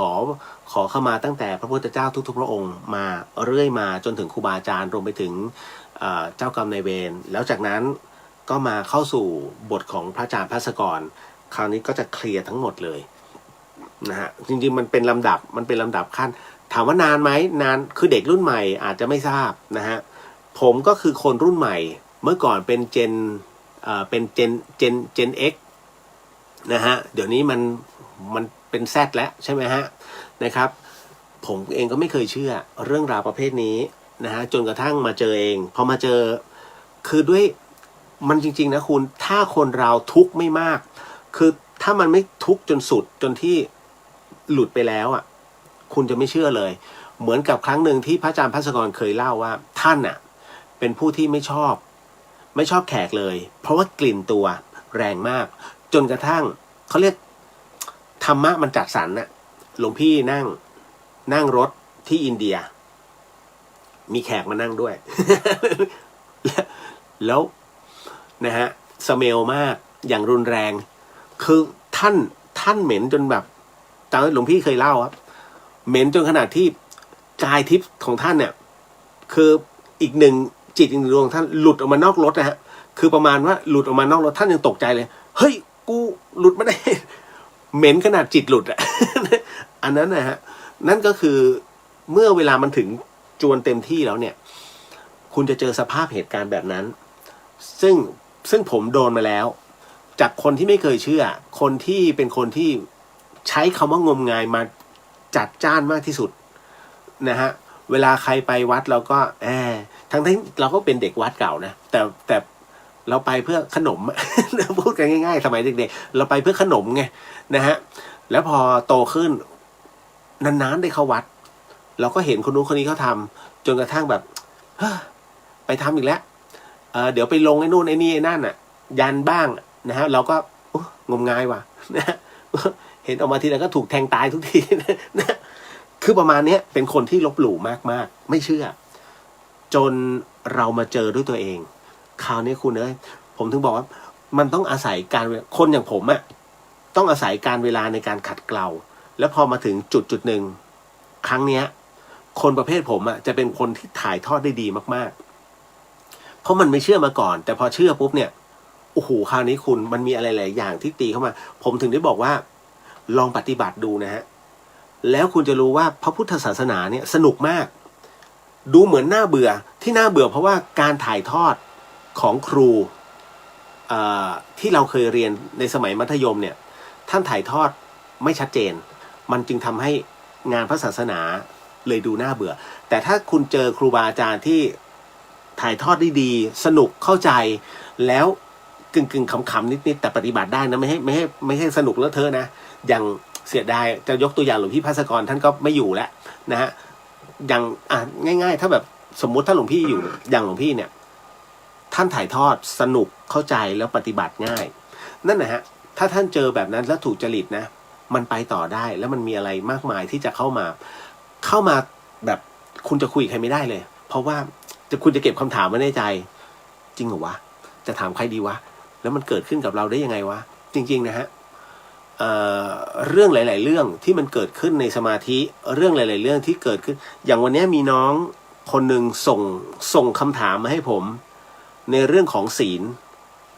ถามไหนๆก็ไหนๆผมอ่านให้ฟังเลยฮะเพราะว่ามันก็ต้องตอบเขานะฮะอยู่ไหนวะนะฮะขออภัยนะฮะเพราะมันก๊อปมามันเยอะมากคำถามที่ส่งกันมาเนี่ยน้องเขาถามผมฟังพี่เลียวมานานมากครับแต่ฟังสนุกนะพี่ก็ชอบที่พี่เล่าเรื่องไอ้นู่นไอ้นี่นะฮะแล้วก็ศีล นะฮะพูดบ่อยๆผมอยากรู้ว่าการรักษาศีลมันดียังไงนี่อันนี้เขาเรียกเงาผมไอ้น้องเนี่ยเป็นเงาผมมาก่อนศีลไม่ดีไงวะ จริงๆนะฮะผมเองเนี่ยน้องเขาบอกว่าผมเองก็พยายามตลอดนะพี่แต่ว่ามันไม่สำเร็จแถมทำอะไรก็ไม่ค่อยคล่องนะเพราะว่ามันติดแต่ข้อศีลน่ะแบบที่พี่พูดอ่ะผมก็เลยสงสัยครับง่ายๆคือน้องสงสัยว่าถ้าปฏิบัติตามข้อศีลแล้วมันจะดียังไงเนี่ยฮะมันคือพอฟังคำถามเนี้ยมันสะท้อนเลยว่าเฮ้ยนี่มันกูนี่หว่า นะใช่เลยเพราะเมื่อก่อนผมไม่ค่อยแคร์นะแต่พอเราได้มารักษาเฮ้ยมันมีบางอย่างมันเปลี่ยนชีวิตนะฮะผมก็เลยอยากจะบอกน้องผมใช้ตรงนี้โอกาสตรงนี้เลยพูดต่อเนื่องสำหรับน้องที่ถามเข้ามานะฮะผมจะบอกว่าน้องต้องลองให้ได้คนที่พยายามจะปฏิบัติให้ได้ข้อศีลแล้วทำไมมันปฏิบัติไม่ได้เขาเรียกคุณโดนมารผจญมันจะมีบางอย่างฮะที่ทำให้คุณต้องสะดุดไม่ฆ่าสัตว์แต่ยุงมาต้องตบเพราะว่ามันรำคาญจริงๆคือมันจะมีบางอย่างที่มาลองใจแต่ถ้าคุณผ่านได้ทุกอย่างสบายนะฮะแล้วมันมีหลายอย่างฮะมันไม่ใช่มาแค่แวบๆนะมันมาทดลองคุณเป็นเดือนแต่ถ้าคุณรักษาศีลได้ปุ๊บความเปลี่ยนแปลงในชีวิตจะเกิดขึ้นในทางที่ดีนะฮะเพราะอะไรไหมเพราะว่าคุณจำไว้เลยว่าสมมุตินะมีใครก็ตามที่มาติดต่อให้คุณไปทำงานแล้วคุณเป็นผู้ที่รักษาศีลนะแล้วถ้าบอกว่าผมเป็นคนที่รักษาศีลนะครับอะไรที่ผิดข้อศีลไม่ขอทำและถ้าเขาไม่จ้างคุณเป็นโชคดีของคุณฮะเพราะอะไรไม่ใช่ว่าคุณเป็นคนที่เฮ้ยเป็นผู้ที่มีศาสนาจ๋าถ้าเขาเข้าใจเขาจะรู้เลยว่าคนที่มีศีลเนี่ยเป็นคนที่เรียกว่าตรงซื่อเป็นคนดีนะฮะเพราะมีข้อศีลมาครอบนะฮะโกงไหมมันมีข้อศีลเนี่ยก็บอกอยู่แล้วไม่มุสานะฮะไม่ลักทรัพย์ไม่อดินานะฮะเพราะฉะนั้นแสดงว่าหน่วยงานที่เขาเข้าไปมันต้องมีบางอย่างที่ต้องโกงคนส่วนรวมเขาจึงไม่เรียกเรานั่นแหละฮะง่ายๆเลยหรือกลุ่มคนเฮ้ยอะไรก็ได้แต่อย่าให้ฉันต้องโกหกนะฉันถือศีล 5และถ้ามันชิ่งออกก็แสดงว่าคนกลุ่มนั้นเนี่ยเป็นผู้ที่ชอบเม้ามอยคือศีลจะเป็นตัวที่คัดกรองเข้ามาแล้วเวลาคนที่มาคุยกับคุณเป็นคนที่1ศีลเสมอกัน2เป็นคนที่เขามองแล้วว่าทุกคนไม่ไว้ใจเลยมีคุณน่าจะไว้ใจที่สุดเพราะคุณยึดมั่นในศีลเขาก็จะมอบงานสำคัญให้คุณนั่นแหละฮะแต่คราวนี้คนมีศีลต้องรู้จักพูดด้วยในเรื่องของการพรีเซนต์เพราะอะไรการขายงานแต่ละอย่างมันต้องมีการประกอบในการตอแหลเวลาคุณจะอยู่มาร์เก็ตติ้งจริงๆแต่ถามว่าทำไมคนถือศีล 8จึงเป็นมาร์เก็ตติ้งได้เยอะเลยนะศิษย์อาจารย์แม่ชีเนี่ยเป็นมาร์เก็ตติ้งแล้วขายงานได้ด้วยแล้วขายได้ดีด้วยทุกคนเลยแล้วเอเจนซี่ไว้ใจเพราะอะไรเขาไม่ได้ตอแหลเขาพูดเรื่องจริงแต่เขาบิดคำพูดให้มีความเข้าใจเลยว่าอ๋อถ้าสมมุติว่าเป็นคนที่พูดไม่เป็นไอ้คำนี้คือคำโกหกแต่จริงๆไม่ใช่เขาจะพูดในเรื่องเชิงเปรียบเทียบว่าถ้าต้องการในสิ่งที่บริษัทนั้นให้เราก็จะบอกว่าเรามีให้ในระดับหนึ่งนะฮะเพราะว่าอะไรเพราะว่าในเรื่องของค่าใช้จ่ายค่ะซึ่งเราสามารถซัพพอร์ตได้แต่ว่าไม่รู้ว่านานแค่ไหนแต่จริงๆมันถามว่าซัพพอร์ตได้ไหมมันซัพพอร์ตไม่ได้หรอกมันเป็นค่าใช้จ่ายที่ต้องเพิ่มขึ้นแต่บอกว่าได้ในระดับหนึ่งไม่รู้ระดับไหนอาจจะเลเวลปกติ แต่เขาต้องรู้จักพูดแต่มันอยู่ในข้อศีลฮะเห็นไหมเพราะฉะนั้นยากไหมจริงๆถือศีลมันไม่ยาก ศีลถ้าทำได้จะเป็นคนดีแต่ถ้าศีลไม่ใช่ข้อห้ามนะคุณหมายอ๋อต้องห้ามถ้าไม่ใช่คุณไปดูใครบอกว่าศีลคือข้อห้ามนะฮะช่วยตีก้นทีเพี้ย ศีลนะฮะเป็นข้อที่ถ้าปฏิบัติได้จะยกตัวเองขึ้นอีก1ระดับไม่ได้ข้ามถ้าห้ามเนี่ยทำไมทุกคนยังผิดศีลอยู่เดี๋ยวก็ยิงกันตายถูกไหมเดี๋ยวต้องเชือดหมูทิ้งนะเดี๋ยวต้องไอ้นู่นไอ้นี่ไอ้นั่นนะฮะเพราะฉะนั้นศีลไม่ใช่ข้อห้ามหรอกเป็นข้อที่ท่านบอกว่าถ้าลองปฏิบัติทั้ง5ข้อได้เนี่ยคุณจะเป็นมนุษย์อีกเลเวลแค่นั้นแหละนะฮะแล้วจะเป็นในทิศทางที่ดีเก็ตนะลองดู1 ปีถ้าไม่มีอะไรดีขึ้นมาหาพี่เลียว เดี๋ยวมีของให้จริงๆจริงๆนะฮะอ้าวมันต้องท้าลองรักษาศีลก่อนภายใน1 ปีรับรองพี่เรียวว่ามีสิ่งดีๆเกิดขึ้นกับชีวิตน้องเยอะจะบอกว่าแหมจะมารับรางวัลเป็นเงินสดก็กระไรอยู่ เนี่ยป๋ามากเพิ่งจะรับศีลไปมามูสาเพราะฉะนั้นไม่รับปาก แต่มาหานะฮะขออนุญาตนะครับนิดนึงเพราะเมื่อกี้เอาโหสิกรรมไปนะฮะก็เคลียร์ใจหลายๆท่านอยู่นะฮะวันนี้เราไม่มุสาเนาะท่านที่ทำแท้งนะฮะอยากจะบอกว่าบุตรของท่านเห็นในสิ่งที่ท่านทำแต่เขายังไม่ปล่อยนะฮะอันนี้บอกไว้ก่อนแล้วก็ท่านที่เคยก่อเหตุเอาไว้นะครับในมันก็จะกว้างไปเนอะนะฮะเอาว่าเคยก่อเหตุเอาไว้ทำให้หลายๆคนนั้นเขาเจ็บช้ำน้ำใจนะฮะเขารับรู้แต่เขาไม่อโหสิว่ะ นะเสียดายเสียใจด้วยแต่ว่าไม่เป็นไรให้ทำทุกๆครั้งนะฮะแล้วก็ผมคิดว่าวันหนึ่งเขาจะให้อโหสิเพราะว่าคุณตั้งใจจริงๆเพราะวันนี้ที่คุณทำกับเขาไว้นะฮะวันนั้นคือชีวิตเขาก็พลิกนะแต่วันเนี้ยคุณไม่มีเขาก็ยังไม่มีแต่เขาก็ยังอาฆาตอยู่นะฮะเรื่องการโกงหรือว่าอะไรก็ตามเนี่ย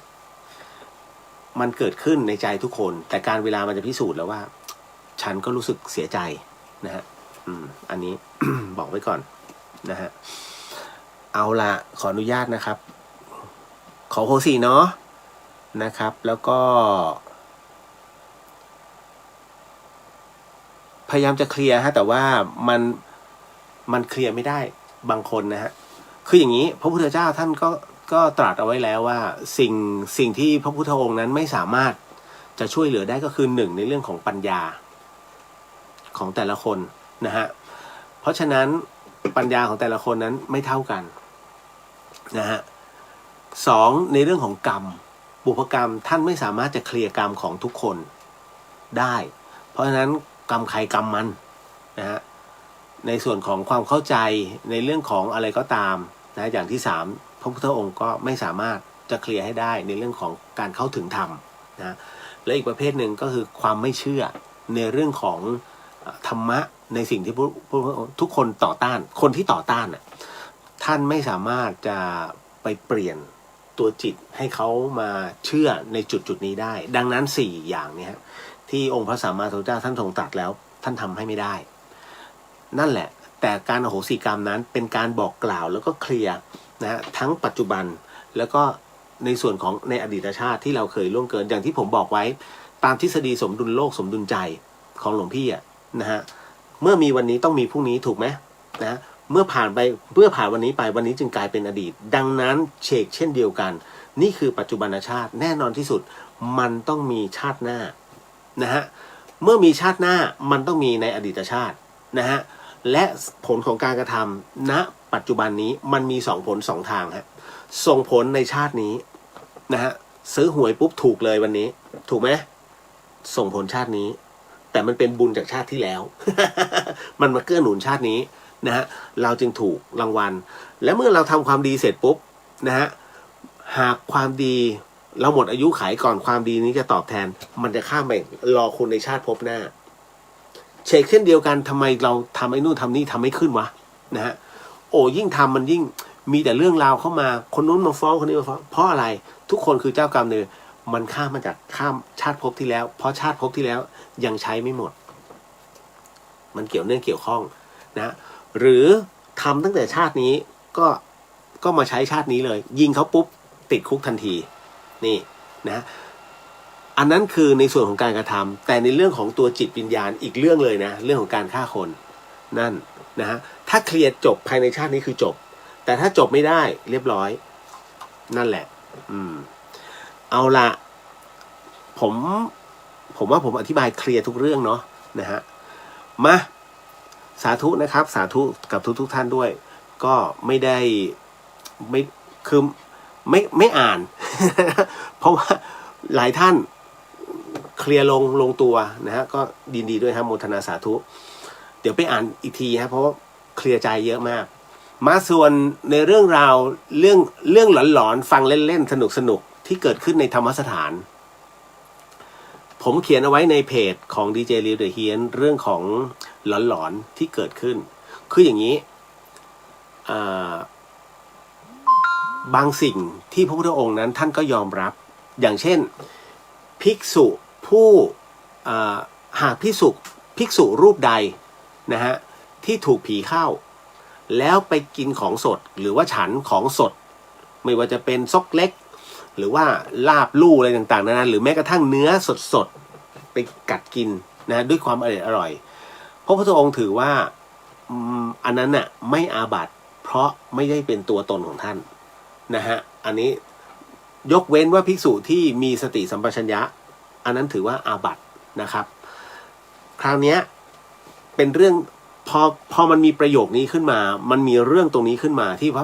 ที่องค์พระสัมมาสัมพุทธเจ้าท่านยกตัวอย่างขึ้นมาแน่นอนที่สุดเรื่องวิญญาณจึงเป็นเรื่องที่ปฏิเสธไม่ได้เช่นเดียวกันครับเหตุการณ์นี้เกิดขึ้นหลายปีก่อนที่ธรรมสถานนะฮะที่ธรรมสถานมช.นั่นคือครั้งที่อย่างเงี้ยอาจารย์แม่ชีเพียงเดือนอยู่ด้วยแต่ว่าอาจารย์แม่ชีอ่ะเข้าไปพักแล้วแต่หลวงพี่ภาสกรนั้นท่านรับแขกอยู่ที่อาคารนะฮะตรงอาสนะที่ท่านประจำอยู่อ่ะนั่นน่ะก็คือตรงที่ผมโพสต์เนี่ยท่านจะนั่งตรงนั้นแล้วก็จะรับแขกโยมก็จะนั่งกับพื้นนะฮะก็สนทนาธรรมกันไปนี่นู่นนั่นผมเองก็อยู่ด้านหน้าธรรมสถานก็จะมีน้องปื้มน้องอะไรหลายๆคนที่อยู่ในธรรมสถานเนี่ยเขาก็ประจำกันอยู่ตรงนั้น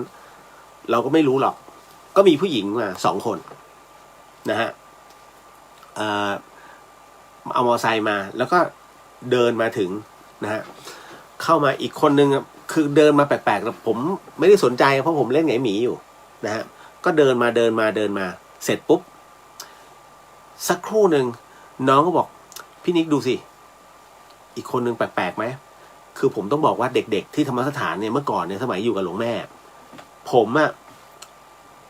แม้อายุจะมากกว่าเขาแต่เป็นอะไรที่โอ้สุดกู่มากผมจะแบบ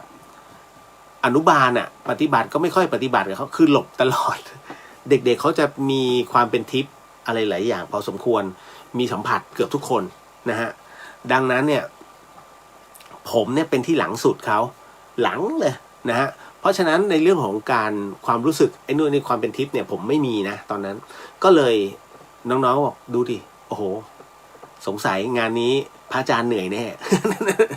ผมจำได้แล้วยังไม่ทันไรเลยเขาขึ้นไปแล้วก็บอกว่ามาหาพระอาจารย์ภัสกรผมเลยบอกอ๋ออยู่ด้านในครับกำลังรับแขกอยู่กำลังคุยกับโยมอยู่ก็เข้าไปได้เลยอยู่ๆเขาไปนั่งเสร็จปุ๊บหลวงพี่เห็นแล้วหลวงพี่ภัสกรเห็นแล้วว่ามา2 คนมีคนแปลกๆนะฮะพอเขานั่งด้านหลังเสร็จปุ๊บหลวงพี่ก็ผ่าจากกลุ่มโยมเนี่ยฮะที่ชุดแรกอ่ะที่นั่งอยู่หลวงพี่ก็บอกว่าโยมเดี๋ยวแบกหน่อยเอา2 คนนะที่มาใหม่มานั่งหน้า2 คนเขาก็ค่อยๆคานคนหนึ่งก็นั่งก็กราบแหละก็กราบทั้งคู่เสร็จปุ๊บพอกราบเสร็จอีกคนหนึ่งก็นั่งยิ้มรายงานส่วนอีกคนหนึ่งอ่ะเขานั่งก้มหน้านั่งแปลกมากแปลกแบบก้มหน้าแล้วมีอาการสั่นๆนิดๆนะฮะคือมันมีพิรุธอ่ะหลวงพี่ก็เลยถามมาจากไหนอ่ะคนแรกเขาก็บอกนะอ๋อมาจากตรงนี้ค่ะเนี่ยนะแล้วโยมมาจากไหนนะฮะคนนี้เขาก็พูดเหมือนกันว่าก็มาจากที่เดียวกันหลวงพี่บอกถามใหม่เอาใหม่นะโยมที่มากับร่างเนี้ยมาจากไหนโอ้โหพอจบคำนี้คุณแตกคือเลย ไอ้กลุ่มที่มากลุ่มแรกอ่ะ นั่งข้างหลังอ่ะแบบเหมือนกับมันมีบางอย่างเหมือนมีพลังงานบางอย่างอ่ะดีดให้เด้งออกนะตอนนั้นไม่มีโควิดนะถ้ามีโควิดก็คิดประมาณโควิดอ่ะ แต่คือบุ้มนะฮะก็จะมีแค่โยม2 คนนั่งอยู่หลวงพี่ทุกคนก็ผมก็เข้าไปไอ้น้องๆก็ยืนดูอยู่นะฮะ เสร็จปุ๊บหลวงพี่ท่านก็ถามมาจากไหนหลวงพี่ถามโยมมาจากไหนเหมือนความแตกเขาก็นั่งก้มหน้าแล้วค่อยๆเงยหน้าขึ้นมาคราวนี้หยุดนิ่งไม่ทันหยุดนิ่งแล้วก็เงยหน้าขึ้นมาเหมือนว่าเขามาเต็มแล้วก็เลยบอกมาจากชลบุรีตามคนนี้เขามานะฮะอ้าวแล้วมาเนี่ยแล้วมายังไงมาทำไมมีวัตถุประสงค์อะไรหลวงพี่ก็ถามเสียงคนนี้เขาเปลี่ยนไปนะฮะคุณไม่ใช่เสียงแรกเป็นเสียงสองแต่เป็นเสียงสองที่รู้ว่ามึงดัดไงก็ไม่ใช่เสียงเนี้ยก็ปรากฏว่าเขาก็บอกว่าอยากให้ท่านช่วยนะฮะพอดีว่าเขาหนาวเหลือเกินเขาไม่มีเสื้อผ้านะฮะเขาไม่มีบ้านอยากให้ท่านช่วยหน่อยหลวงพี่ก็เลยบอกว่าถ้าอย่างนั้นแค่นี้ใช่ไหมบอกค่ะแค่นี้หลวงพี่ก็เลยเรียกคือเรียกลอยๆนะฮะให้น้องๆในธรรมสถานนะเด็กหยิบชุดพระสังฆทานที่สละไว้เอามาหลังตู้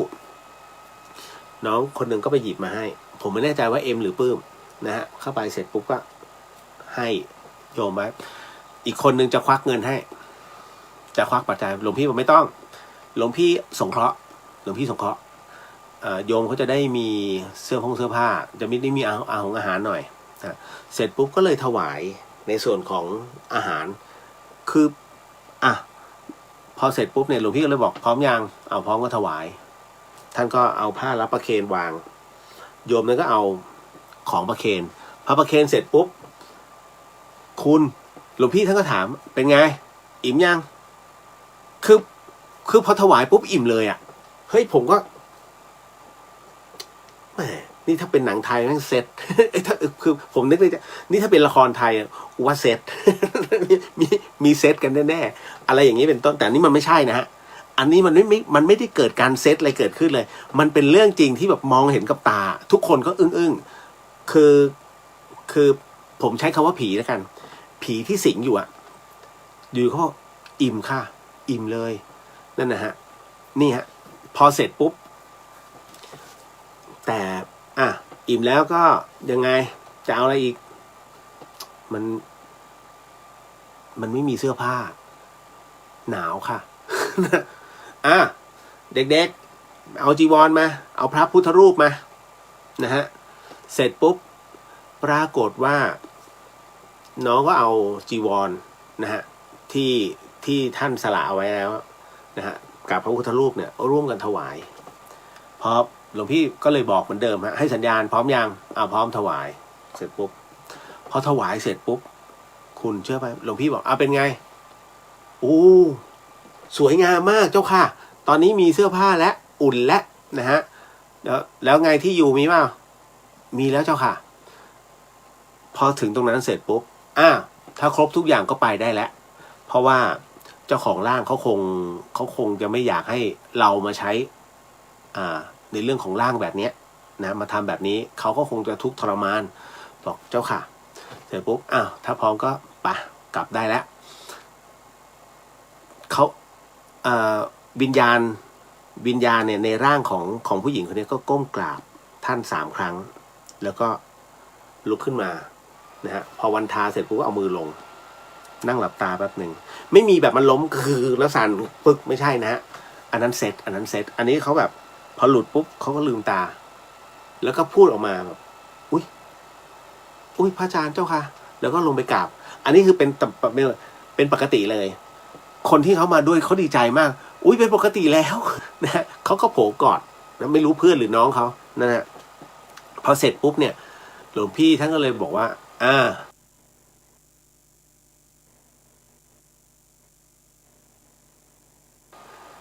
ดีแล้วครั้งหน้าครั้งหลังก็ระมัดระวังมีสร้อยพระหน่อยก็ดีนะฮะแต่คือกลับมานั่งใหม่ กลับมานั่งใหม่เพราะว่าเป็นปกติแล้ว ตอนแรกก็ไม่ไว้ใจพระอาจารย์เจ้าค่ะไปยัง ไปยังเจ้าค่ะ หลวงพี่ก็เลยบอกโอ้ยไปแล้ว มันจะมาอยู่เลยตรงนี้แล้วก็สมข้อไปแล้วทุกคนก็เลยมานั่งตรงหน้านะฮะก็ฟังหลวงพี่อธิบายนะฮะ หลวงพี่ท่านก็เลยอธิบายให้ฟังอย่างหลวงพี่ท่านใช้คำว่าอุปมาเอาว่าน่าจะเป็นวิญญาณสัมภเวสีที่อยู่ข้างถนนน่ะคือเขาอาจจะเหมือนกับคือหลวงพี่ก็พลาดตรงที่ว่าไม่ได้สัมภาษณ์ว่าเป็นอะไรตายหรือว่าอะไรเงี้ยฮะแต่ท่านก็บอกว่าที่หิวก็คงจะไม่มีใครทำบุญให้ท่านก็เลยให้เอาสังฆทานน่ะที่โยมถวายไว้แล้วท่านสละออกพอถวายสังฆทานเสร็จปุ๊บอันนี้เป็นอีกอันที่ฟังเล่นๆนะคุณเมื่อชุดพระสังฆทานไปถึงในสังฆทานมันก็จะมีของกินบ้างแต่ว่าจริงๆแล้วของกินเนี่ยวิญญาณเสพไม่ได้วิญญาณเสพได้เฉพาะรัศมีแห่งบุญเข้าใจใช่ไหมฮะพอถวายเสร็จปุ๊บรัศมีแห่งบุญเนี่ยเข้ามาครอบมันจะอิ่มเอิบทันทีนั่นแหละฮะไอ้ที่คุณเห็นโอ้โหถวายนู่นถวายนี่ไปวิญญาณก็มานั่งกินอันนั้นเซตเอา นะฮะแต่จริงๆแล้ววิญญาณทั้งหลายนั้นนะฮะจะอิ่มนะอิ่มได้บุญคุณวิญญาณพอดีป้าเพิ่งตายไปป้าชอบข้าวขาหมูไม่ชอบเนื้อเลยนะข้าวขาหมูต้องมันล้วนๆเอาถวายพระบุญหรือบาปคอเลสเตอรอลทั้งนั้นพระจำเป็นต้องฉัน โอ้มีแต่มันกู นะเพราะฉะนั้นเนี่ยจริงๆแล้วอิ่มด้วยรัศมีแห่งบุญนะฮะแล้วพอถึงตรงนั้นหลวงพี่ท่านก็อธิบายต่อเรื่องอาภรณ์นะฮะเรื่องอาภรณ์นั้นแน่นอนที่สุดขาดเสื้อผ้าก็ถวายจีวรอาภรณ์จึงมางดงามมากนะฮะอีกอันหนึ่งที่เขาไม่มีที่อยู่ฮะนะฮะแต่ทำไมต้องถวายเป็นพระพุทธรูปอันนี้ผมสงสัยมากผมก็เลยฟังหลวงพี่ท่านอธิบายนะฮะวิญญาณที่เขาไม่มีที่อยู่ไม่ใช่เพราะว่าไม่มีคนถวายบ้าน ไม่ใช่เพียงแต่ว่าเหมือนกับบุญไม่ถึงเพราะว่าเขาคือสัมภเวสีเขาไม่ใช่เทวดานั้นจะมีหลักแหล่งฮะนะฮะคุณรู้จักคำว่าอารักษ์ใช่ไหมฮะอารักษ์หรือว่าเทพารักษ์เทพารักษ์อยู่ที่ไหนฮะอยู่ต้นไม้อารักษ์ก็เหมือนกันก็คืออารักษ์แปลว่าเทวดาก็อยู่ต้นไม้นะฮะไม่ใช่บนวิมานนะฮะถ้าตามหลักเลยจริงๆแล้ววิมานส่วนวิมานนั้นหมายถึงว่าตั้งแต่จตุมหาราชิกาเป็นต้นไปแต่เทวดาที่รอขึ้นมาทำบารมีต่อเขาอยู่ตามป่า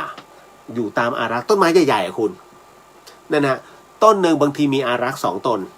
นะฮะสองท่านนะฮะอันนี้อ้างอิงจากไหนอ้างอิงจากไตรภูมิกถาหรือว่าไตรภูมิพระร่วงนะฮะในสมัยพระเจ้าฤทัยในสมัยพระเจ้าฤทัยซึ่งมีจารึกอยู่ตรงนี้ไว้มีการเขียนเอาไว้อย่างนี้นะฮะในหลัก30ภพภูมิก็ปรากฏว่าอยู่ตรงนั้นเลยพอมาถึงตรงนี้ฮะมันก็เลยเราก็เลยอยากรู้ว่าเอ้าแล้วมาเกี่ยวอะไรนะฮะในเมื่อถวายพระหลวงพี่ก็เลยอธิบายว่าก็เพราะพระพุทธรูปไงเมื่อถวายพระพุทธรูปเสร็จปุ๊บบุญแห่งการถวายเป็นพระพุทธรูปนะฮะณตรงนี้เขาจึงกลายเป็นกึ่งอารักษ์จึงมีบ้านพอเป็นเทวดาเสร็จปุ๊บเนี่ยบุญจึงมีสามารถหาวิมานได้เองตรงไหนก็ได้ต้นไหนก็ได้ที่ว่างๆเข้าไปเถอะเขาจึงมีที่อยู่อาศัยเขาจึงบอกว่าทุกอย่างครบแล้วจึงไปพวกเราก็เลยนั่นก็คือว่ามันก็เลยสอนให้พวกเรารู้ว่าเวลาทำบุญนะถ้าอยากจะได้ครบจริงๆนะฮะจะเป็นชุดพระสังฆทานนะฮะบวกจีวรแล้วก็มีพระพุทธรูปวัดท่าซุงหรือว่าสัตตมหาสังฆทานครบเลยสังเกตไหมฮะมีครบเลยอันนั้นพระเดชพระคุณหลวงพ่อฤาษีลิงดำท่านบอกไว้เลยนะถ้าอยากครบนั่นแหละตรงนั้นเลยท่านจึงหล่อเป็นเรซินเอาไว้ แล้วก็ถวายทีเดียว นะสังฆทานแท้พร้อมกับจีวรแล้วก็พระพุทธรูปซึ่งเป็นเรซินขนาดเบาโยมจะยกได้นะฮะประดับอย่างสวยเลยสมเด็จองค์ปฐมนะฮะถ้าใครไปวัดท่าซุงจะเห็นนะครับทุกวันนี้เป็นอันจบกันเรื่องราวตรงนี้นะของหลวงพี่ภัสกรนะฮะคุณจินชาบอกว่าถ้าเขาเคยถวายสังฆทานตอนมีชีวิตอยู่เขาจะได้รับบุญเหล่านี้โดยอัตโนมัติไหมคะคือจริงๆเนี่ยบุญนั้นส่วนบุญนะฮะ เขาได้อยู่แล้วมันเป็นทุนอยู่แล้วแต่อันเนี้ยน่าจะผมไม่แน่ใจนะอาจจะไม่เคยนะฮะไม่งั้นคงไม่มาตามคนเนี้ยนะที่สำคัญคือแล้วทำไมต้องมาเป็นหลวงพี่ แค่นั้นแหละมันเป็นคำถามอยู่นะฮะเสร็จปุ๊บเดี๋ยวนะครับสวัสดีจ้าโมทนาสาธุเด้อนะฮะพี่ขวัญตาโมทนาสาธุขอโอโหสิโอเคขอโอโหสิทุกท่านนะคะให้โอโหสิครับนะฮะมาถึงพี่ขวัญตาบอกคุณเรียวเล่าเรื่องราวของพระอาจารย์ที่ท่านเคยสัมผัสกับผีจำได้ว่าท่านเคยกลัวผีตอนนั้นท่านไม่กลัวแล้วเหรอคะโอ้อยู่กันเยอะฮะจอมยุทธอยู่กันเยอะและที่สำคัญคือหากมันมีอะไรที่มันผิดพลาดนะตอนนั้นน่ะหลวงแม่อยู่ในห้อง อันนี้ค่อยถึงมืออาจารย์ใหญ่ นะประจำธรรมสถาน คือทุกคนก็เตรียมแล้วคือเราก็ประมาณว่าเดี๋ยวก่อนถ้าสมมุติว่าถ้าเหตุการณ์ไม่ดีไปเคาะประตูเรียกหลวงแม่เลยนะ โอ้สนุกนะฮะ ก็เดี๋ยวผมพยายามถ้ามีอะไรเรื่องราวอะไรแปลกๆอีกทีหนึ่งก็เดี๋ยวจะเอามาเล่าสู่บางทีมันอันเนี้ยเพิ่งมันนึกออกมันมีเรื่องราวนี้นี่หว่า นะมันจะมีอยู่เรื่อยๆแหละนะเรื่องราวของหลวงพี่ท่านนะครับไหนๆก็ไหนๆแจกก่อนเดี๋ยวลืมไม่มันเป็นสัจจะที่ผมบอกหลวงพี่จิมเอาไว้ว่าผมจะแจกคืนนี้มี4 องค์นะฮะมี4 องค์จริงมี5ผมเมมไว้1 ก็พูดตรงๆไม่งั้นผมก็จะกลายเป็นคนมุสานะฮะของดีเรื่องอะไร สาธุนะฮะก็เป็นท้าวเวสสุวรรณนะฮะปลุกเสกเรียบร้อยเดี๋ยวจะแกะนี่หุยสวยฮะสวยจริงๆนะนี่นะฮะเนี่ยต้องอย่างนี้เนาะกล้องนี้นี่นะฮะหลายๆท่านอันนี้ผมต้องบอกหลายๆท่านไว้ก่อนนะฮะอาจจะคิดว่าเป็นการนำมาแจกเพื่อเหมือนกับว่าเป็นการเรียรัยปัจจัยหรือเปล่าผมบอกก่อนนะฮะรายการเดอะเฮียนแจกคือแจกไม่มีการมาเท่าไรไม่มีนะฮะคือสิ่งที่เราให้ของดีด้วยนะฮะแล้วครูบาอาจารย์ท่านไหว้วานนะครับดังนั้นอย่าคิดเป็นอื่นเด้อ นะผมละกลัวมากน้องๆวัยรุ่นคือผู้ที่เขาฟังประจำเนี่ยเขารู้อยู่แล้วว่าผมไม่นะฮะแต่คนที่อีกคนนึงมันจะมีจิตบางจิตที่มันมาแทรกตรงนี้เฮ้ยเขาหวังเลยปะวะไม่มีฮะนะฮะนี่เลยดังนั้นองค์เล็กมากได้ไปก็เลี่ยมเนาะนะฮะท้าวเวสสุวรรณอันนี้เป็นรุ่นของพวกทรัพย์แล้วก็ป้องกันพูดทั้งหลายนะฮะหลายท่านที่ส่งข้อความมาจริงๆเนี่ยผมกะว่าจะขอเข้ามาองค์เดียวนะฮะเพราะว่ามีญาติธรรมท่านหนึ่งประสบปัญหาผีเข้าบ้านนะฮะแล้วผมยันท้าวเวสสุวรรณผมหมดแล้วของพระอาจารย์ท่านก็หมดแล้วนะให้ไปเนี่ยนะไม่รู้กี่บ้านแล้วนะฮะจนกระทั่งผมหลวงพี่ของผมหมดแล้วจริงๆนะหมดสต็อกเลยท่านก็เลยโมทนามาบอกงั้นเอาไปแจกนะที่ผมเอาองค์นั้นมาเพราะเดี๋ยวผมต้องให้เขานะฮะเพราะผมรับปากไว้แต่4 องค์เนี่ยแจกตามเหตุปัจจัยของวัดบ้านฟ่อนนะครับนะของครูบาหม่อนเจ้าดวงดียติโกอยากรู้ว่าท่านเอกอุทางด้านไหนลองเซิร์ชใน Google ได้นะฮะแล้วเป็นที่รักของชาวเชียงใหม่มากๆครูบาดวงดีนะยติโกนะแห่งวัดบ้านฟ่อนผมจะมีคำถามให้1 คำถามนะฮะตอนนี้เที่ยงคืน44มีแค่4 องค์เท่านั้นหากมีผู้ตอบถูกเกิน4 ท่านขออนุญาตนะฮะเช็คก่อนแล้วจากนั้นวันพรุ่งนี้ผมขออนุญาตจับฉลากแล้วเดี๋ยวจะประกาศเลยฮะเพราะต้องใช้จับฉลากเพราะมีแค่4เพราะฉะนั้น4 ท่านน่ะถือว่าเป็นผู้โชคดีไม่มีเส้นนะฮะ สมมุติถ้าผมรู้จักน้องกอไก่กับน้องขอไข่เป็นอันสนิทกันนะฮะไม่มีเฮ้ยพี่หนูขอนะถ้าหนูไม่ได้หนูแย่นะไม่เกี่ยวผมจะเป็นอะไรที่ตรงๆฮะถ้าไหนผมให้ได้ผมก็จะให้ผมจะบอกน้องๆแบบนั้นเสมอไม่ต้องกลัวว่าผมจะให้คนใกล้ชิดไม่มีฮะนะฮะอันนี้นะครับ4กติกาคือตอบถูก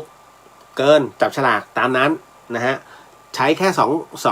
2เพจนะก็คือพุทธิสิทธิ์รัตนสมบูรณ์กับเลียวเดอะเฮียนนะฮะเอาละเพราะฉะนั้นคำถามฮะก็เตรียมไว้แล้วล่ะ นะฮะเตรียมไว้แล้วมันต้องมีคำว่านาทีฮะแป๊บหนึ่งเดี๋ยวนะฮะแป๊บหนึ่งนะฮะไม่มันต้องจับเวลาของพวกนี้ ทุกสิ่งอันเดี๋ยวนะฮะอยู่ไหนหว่า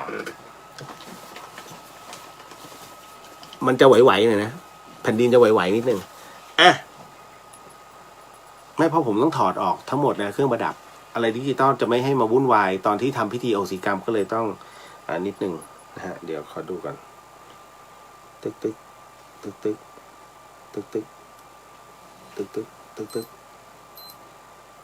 โอเคผมให้เวลา1 นาทีนะฮะ1 ท่านตอบได้1 คำถามแค่นั้นตอบได้1 คำตอบแค่นั้นนะ1 คำตอบนะฮะนะฮะไม่ง่ายจนเกินไปแต่ก็ไม่ยากหรือบางคนถ้าบางคนไม่ฟังเนี่ยยากนะฮะ 1 ท่าน 1 คำตอบนะฮะนะครับแต่ถ้าท่านมี2 เพจก็แล้วแต่ นะฮะมันเป็นเรื่องเกี่ยวกับ30 ภพภูมินะฮะในเรื่องของท่านท้าวพญายมราชคำถามนะฮะคำถามก็คือว่าเดี๋ยวนะฮะตั้งไว้ก่อนท่านพญายมราชนะฮะต้องบอกว่าในนรกภูมินั้นมีนรกทั้งหมด8 ขุมด้วยกันนะฮะเพราะฉะนั้นใน8 ขุมเนี้ยเบ็ดเสร็จแล้วท่านท้าวพญายมราชมีทั้งหมดกี่ท่านและเมื่อรวมกับหัวหน้าชุดที่คุมเบ็ดเสร็จแล้วทั้งหมดทั้งมวล8 ขุมมีท่านท้าวพญายมราชทั้งหมดกี่ท่านฮะ1 นาทีว่าแล้วจับเวลาไปนะฮะท่านท้าวพญายมราชมีทั้งหมดกี่ท่านนะครับยังอันนี้มันมีคำตอบเป็นที่เรียบร้อยตั้งแต่ครั้งที่แล้วที่ผมพูดถึงในเรื่องของนรกนะฮะว่านรกในแต่ละขุมนั้นมีอะไรบ้างในเรื่องของการผิดข้อศีล นะดังนั้นทั้งหมดทั้งมวล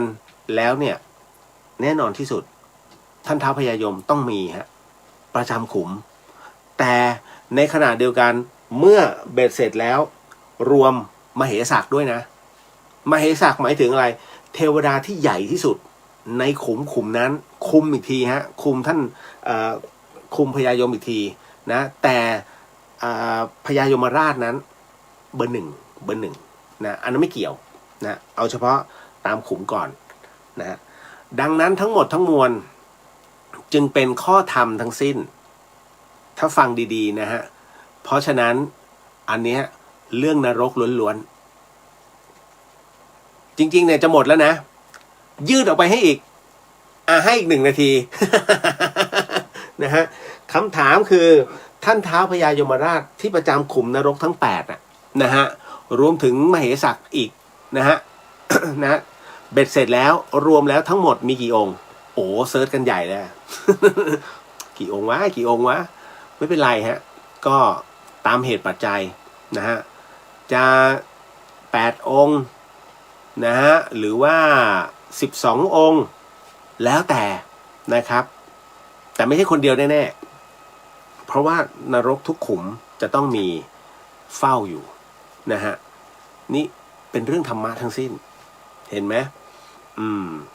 มันยังไงดีนะพี่เลียวมันถามเรื่องจริงๆเรื่องนี้ผมเฉลยไปครั้งที่แล้วผมก็อธิบายไปนะว่ามันเป็นขุมนะฮะนี่แหละหลักของ30 ภพภูมิล้วนๆเลยฮะตึง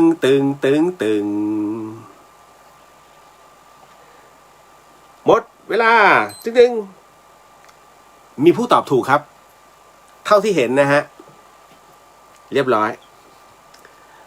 สิ้นสุดที่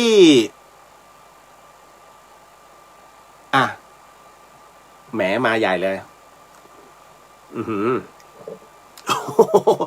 353 โมงเลยเหรอพอแล้วเนาะอันนี้จบอันนี้จบที่ใครประตากพอแล้ว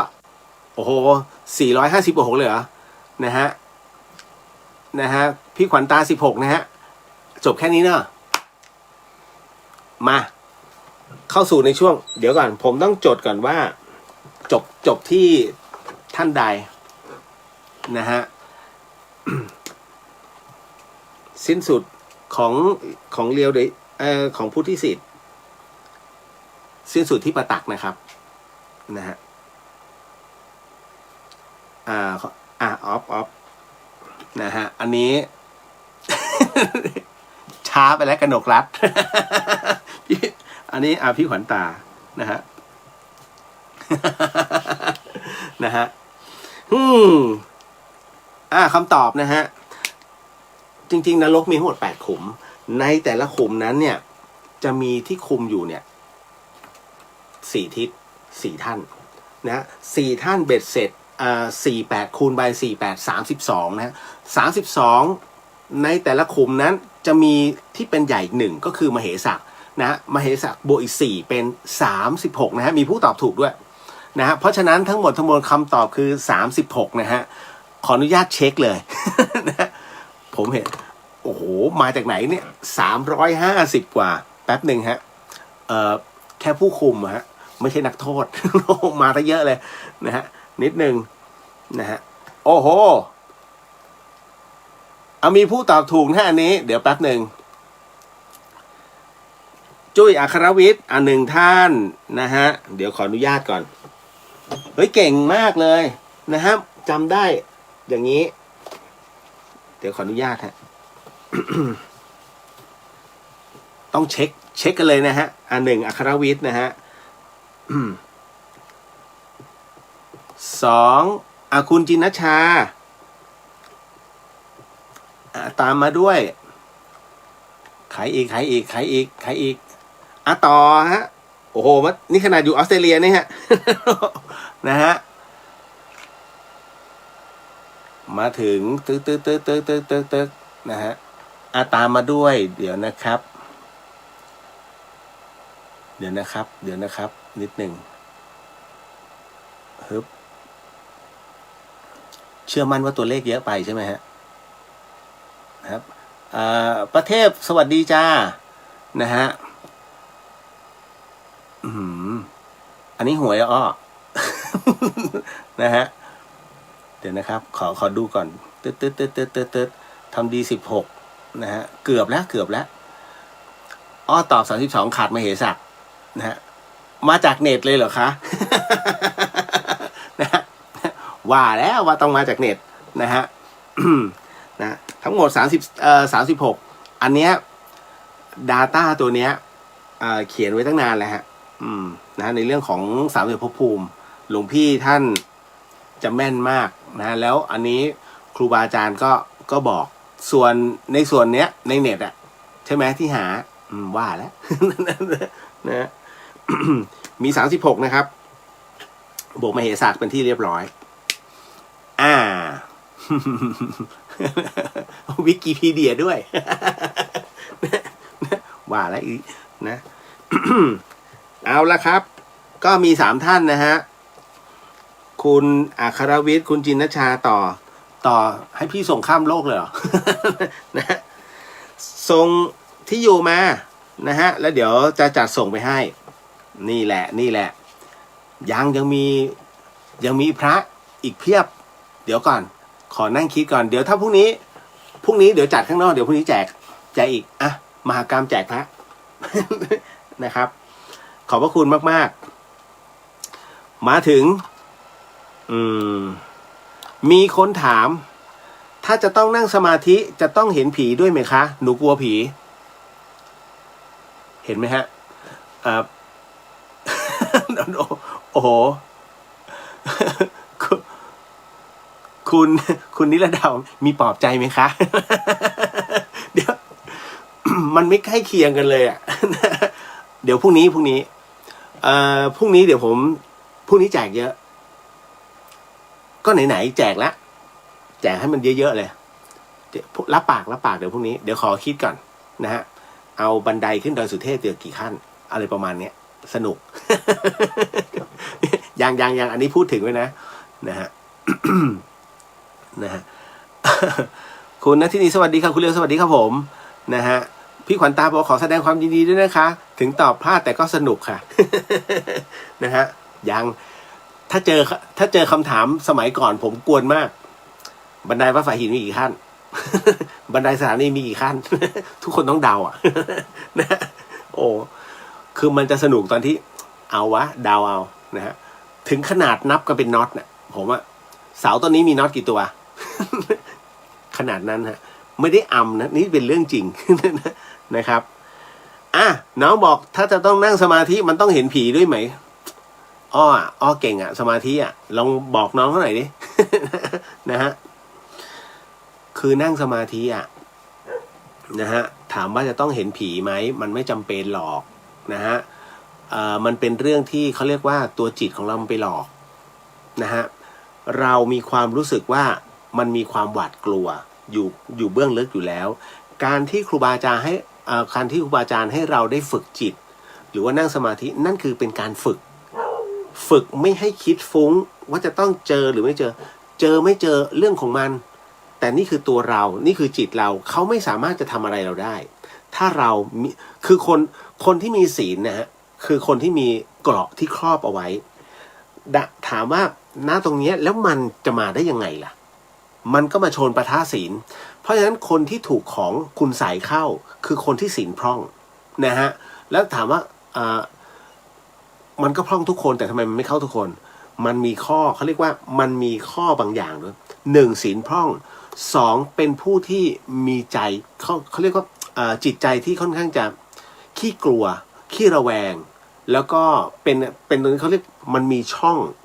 งเยอะจนเหมือนกับเยอะกว่าบุคคลธรรมดาทั่วๆไป นะฮะคือบางคนที่เขา1ศีลไม่ครบแต่จิตใจกระด้างคุณเข้าใจคำว่าจิตกระด้างเนาะคือเป็นประเภทที่เถื่อนๆหน่อยจิตกระด้างพวกเนี้ยเขาเรียกว่าตัวจิตมันหยาบตัวนี้เขาโดนถ้าเวลาเขาจะโดนของเขาโดนทีเดียวฮะเขาโดนทีเดียวไปเลยหมายถึงว่านั่นคือต้องรอให้ธาตุอ่อนก่อนพวกนี้ต้องอาศัยเวลาแต่อย่างพวกจิตละเอียดเนี่ยคือเป็นคนขี้กลัวขี้ระแวงอันเนี้ยมันมีความเป็นละเอียดสูงพอเปิดช่องปุ๊บเข้าเลยเล่นงานเพราะฉะนั้นพระอาจารย์ท่านจึงบอกว่าควรจะมีศีลครอบเอาไว้แต่ในส่วนของการนั่งสมาธิคนละเรื่องการนั่งสมาธินั้นมีศีลขึ้นอัตโนมัติฮะทานศีลภาวนานะนี่คือเกราะที่ดีที่สุดเมื่อนั่งสมาธิแล้วเนี่ยอะไรก็ทำไม่ได้มาทำร้ายเราไม่ได้คนยกเว้นกรรมนะครั้งหนึ่งเคยมีผู้ที่นั่งสมาธิแล้วถูกยิงจากข้างหลังเป็นเรื่องจริงนะฮะเกิดขึ้นมาหลายปีแล้วนะฮะที่อีสานนะฮะก็ฝึกนั่งสมาธิกันในป่านี่แหละมันยังตามมายิงนะฮะคนนั้นเขาคือแล้วใส่ชุดขาวนะปรากฏว่าพระเดชพระคุณครูบาอาจารย์แล้วกันท่านก็บอกว่าโอ้กรรมตัวนี้หนักเกินไปนะฮะทำให้เจ้ากรรมนายเวรเข้ามาคือเข้ามาล้างหนี้กันเป็นอันจบแต่ถามว่าแล้วคนนี้ที่ตายในขณะนั่งสมาธิไปไหนขึ้นดิครับเพราะตัวจิตมันยกอยู่แล้วพอยิงปุ๊บเนี่ย1ไม่รู้ตัว2เมื่อจิตมันถูกยกออกไปขึ้นมันขึ้นทันทีเพราะอยู่ในขณะที่กำลังภาวนานะฮะก็คือการนั่งสมาธิคือการภาวนาในขณะเดียวกันคนที่ยิงคุณใช่ไหมเขาอยู่ไม่เกิน7วันตายโหงตายเพราะอุบัติเหตุรถตำรวจไปเจอคนนี้ที่เป็นมือปืนในการยิงตัวกรรมส่งผลทันทีนะตรงนี้แล้วเป็นแบบนี้เยอะคือครูบาอาจารย์ท่านก็ดูแล้วฮะพอสืบสาวไปปรากฏว่าคนเนี้ยเขามีในอดีตมีอาชีพเป็นนักฆ่าแต่ไม่ได้ฆ่าคนนะฮะ เป็นนักฆ่าหมู เชือดหมูส่งตลาดนะฮะแล้วแบบบางที เพราะตรงนั้นเนี่ยเขาถึงต้องมาขัดเกลามาล้างใจนั่นนะฮะบังเอิญว่ามันได้ในระดับหนึ่งก็คือยกนี่แหละแล้วคนที่ยิงก็คือขัดผลประโยชน์เขียงหมูนั่นน่ะเห็นไหมมันก็จะมีเรื่องราวแบบนี้แล้วถามว่ามันณตรงนี้มีประโยชน์มากน้อยแค่มีประโยชน์มากนะฮะหลายๆเรื่องฮะสมาธิเมื่อคนเราเนี่ยเมื่อฝึกสมาธิจะแข็งสมาธิจะทำให้เกิดปัญญาขออภัยสมาธิจะทำให้เกิดสตินะฮะเมื่อมีสติเสร็จปุ๊บปัญญาจึงเกิดนั่นคือสิ่งที่ควรจะเป็นนะฮะแล้วทุกคนก็เป็นจริงๆเมื่อคนที่ฝึกสมาธิเนี่ยจะสังเกตได้ว่าเขาจะมีอะไรหลายๆเรื่องซึ่งมันสามารถรับรู้ได้นะฮะแล้วก็สามารถที่จะเขาเรียกเอาตัวรอดได้ปัจจุบันฉับพลันแล้วเป็นในทิศทางที่ดีทั้งหมดเพราะว่าตัวเนี้ยสำคัญนะฮะไม่ต้องไม่กลัวฮะเห็นก็คือเห็นสมมุตินะถ้าน้องนั่งสมาธิแล้วจะเห็นผีเห็นคือเห็นแต่ก็ปล่อยมันไปเราแก่งกว่าถ้าแสดงว่าเห็นเนี่ยแสดงว่ามันแค่เขาเรียกข้อสอบที่ต้องผ่านเหมือนกับคนที่ต้องฝึกมโนมยิทธิฮะถามว่าแล้วมันต้องเห็นไหมเนี่ยผีกลัวนะกลัวไม่ต้องฝึกก็แค่นั้นเองก็ปฏิบัติแค่ศีล 5ไปแต่ถ้าอยากเห็นอะไรแปลกใหม่ลองฝึกดูแต่แล้วมีข้อป้องกันไหมทุกคนเขาจะมีครูบาอาจารย์ฮะแล้วครูบาอาจารย์ท่านก็จะปกป้องจะคอยครอบเราอีกทีหนึ่งไม่ต้องไปกลัวนะพอเห็นสมมุตินะน้องได้เห็นเขาเรียกว่ามันคือข้อสอบแล้วพอน้องผ่านไปน้องจะไม่กลัวน้องจะรู้แล้วว่าทำไมจึงเห็นแล้วอะไรคือข้อที่จะต้องไปแก้ไขไม่ให้เห็นนะฮะนั่นคือการมาเห็นก็คือการขอโมทนาบุญหน่อยเราปฏิบัติได้ถึงที่แล้วคราวนี้เขามาชมบุญเมื่อมาชมบุญโมทนาบุญไปจบนั่นคือแบ่งบุญให้เขาไปแต่บุญเราจะหมดไหมที่แบ่งไม่ได้ไม่หมดไม่มีหมดนะฮะดีไม่ดีคุณจะได้บุญจากเขาด้วยเพราะว่าอะไรก็แบ่งให้แล้วไงพอแบ่งให้ถือว่าเป็นทานถูกไหมนี่เห็นไหมดูแล้วซับซ้อนนะจริงไม่ซับซ้อนนะมันเป็นเบสิกมากหมดเวลาแล้วพี่ขวัญตาบอกว่าวันนี้กลับไปฟังคลิปย้อนหลังเกี่ยวกับการนั่งสมาธิโดยที่ไม่มีครูบาอาจารย์คุมเหมือนกับที่พระสงฆ์ท่านหนึ่งส่งจิตออกไปเที่ยวแล้วกลัวกลับเข้าร่างไม่ได้อีกมีคนกลุ่มไหนบ้างคะที่จัดอยู่ในกลุ่มที่ห้ามนั่งคนเดียว เป็นผู้ที่เมื่อนั่งแล้วคิดเองเองมันต้องเป็นอย่างนั้นเก็บคำถามที่เรามีความรู้มันติดอยู่ในใจเนี่ยเก็บไว้ก่อนจดไว้เมื่อถอนสมาธิแล้วจดก่อนว่าจะถามรูปไหนนะฮะพอเสร็จปุ๊บเนี่ยค่อยเข้าไปง่ายๆเข้าไปที่ผมจะถูกอาจารย์ด่า เข้าไปที่ Facebook พระอาจารย์กระเชนเนี่ยแล้วก็ Messenger พระอาจารย์เจ้าคะดิฉันมีโยมมีคำถามเจ้าค่ะ แล้วเนี่ยจิตมันเป็นนี้ตื้อๆเดี๋ยวอาจารย์ตอบ ถ้าท่านถามแล้วใครให้มาถามคุณเลียว มีอะไรโยนให้อาจารย์ นะฮะหมดเวลานะฮะก็ไว้เดี๋ยวพรุ่งนี้ถ้าไหวเดี๋ยวเราเจอหน้าลานเพราะผมเดี๋ยวดูกรดก่อนถ้ามีกรดก็นอนกรดแต่ถ้าไม่มีก็กางมุ้ง เฝ้าของนะสาธุนะฮะสิ่งหนึ่งสิ่งใดที่ผิดพลาดพลั้งไปต้องขอสีกรรมนะที่นี้ไม่ได้ตั้งใจหรือมีเจตนานะครับก็ขอ โมทนาแล้วก็อันนี้ขอพลังอานิสงส์ในค่ำคืนนี้ถวายแด่องค์พระสัมมาสัมพุทธเจ้าทุกพระองค์พระธรรมเจ้าทุกพระองค์พระอริยสังฆเจ้าทุกพระองค์พระปัจเจกพุทธเจ้าทุ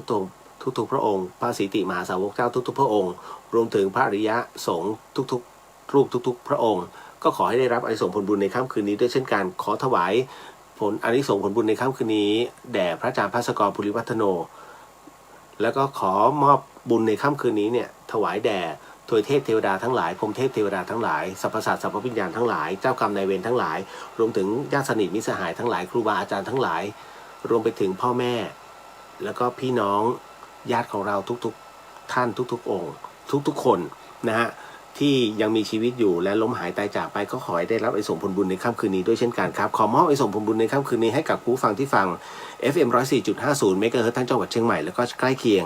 ก็ขอให้ได้รับอานิสงส์ผลบุญในค่ำคืนนี้ด้วยรวมไปถึงคุณผู้ฟังที่ฟังในช่อง YouTube วัดฝายหินเชียงใหม่แล้วก็ในช่องของ Facebook ทุกๆช่องของวัดฝายหินก็ขอให้ได้รับอานิสงส์ผลบุญในค่ำคืนนี้ด้วยเช่นกันครับขออนุญาตนะฮะในส่วนของกรวดน้ำนะฮะแด่เจ้ากรรมนายเวรแล้วก็ตัวเราด้วยยะถาให้ผีสัพพีให้คนนะครับสาธุสาธุสาธุยะถาวาริวหาปุราปาริปุเรนติสาคารังเอวะเมวะอิโตตินังเปตานังอุปกปติอิชิตังปฏิตังตุมหังคิปะเมวะสมิชันตุสัพเพปุเรนตุสังกปาจันโทปนารโสยะถามานิโชติระโสยะถาสัพพิติโยวิวันชันตุสัพพโรโกวินาสตุมาเตภวะวันตรายโยสุขีทีคายุโกภวะอภิวาทนาสีริสนิจังวุฒาปัจจายิโนจัตตโรธรรมาวทันติอายุวันโนสุขขังพระหลังนิพพานังปรมังสุขขังสาธุสาธุสาธุขอมอบไอ้ส่งผลบุญในค่ำคืนนี้ให้กับผู้ฟังที่ฟังในช่องเรียวเดอะเฮียนแล้วก็ผู้ที่ศิษย์รัตนสมบูรณ์ขอให้ได้รับไอ้ส่งผลบุญในค่ำคืนนี้ด้วยเช่นกันครับพบกันใหม่กับเรื่องราวดีๆแบบนี้ในเดอะเฮียนในวันพรุ่งนี้แจกกระจาย ใครพลาดก็อดนะสำหรับทั้ง3ท่านส่งที่อยู่นะชื่อที่อยู่พร้อมเบอร์โทรให้ผมนิดนึงแล้วก็จะได้จัดส่งพระไปให้เนาะสำหรับค่ำคืนนี้ราตรีสวัสดิ์นะครับคุณผู้ฟังทุกท่านราตรีสวัสดิ์นะครับคุณผู้ฟังทุกๆคนแล้วเจอกันพรุ่งนี้บ๊ายบายสาธุสาธุสาธุครับ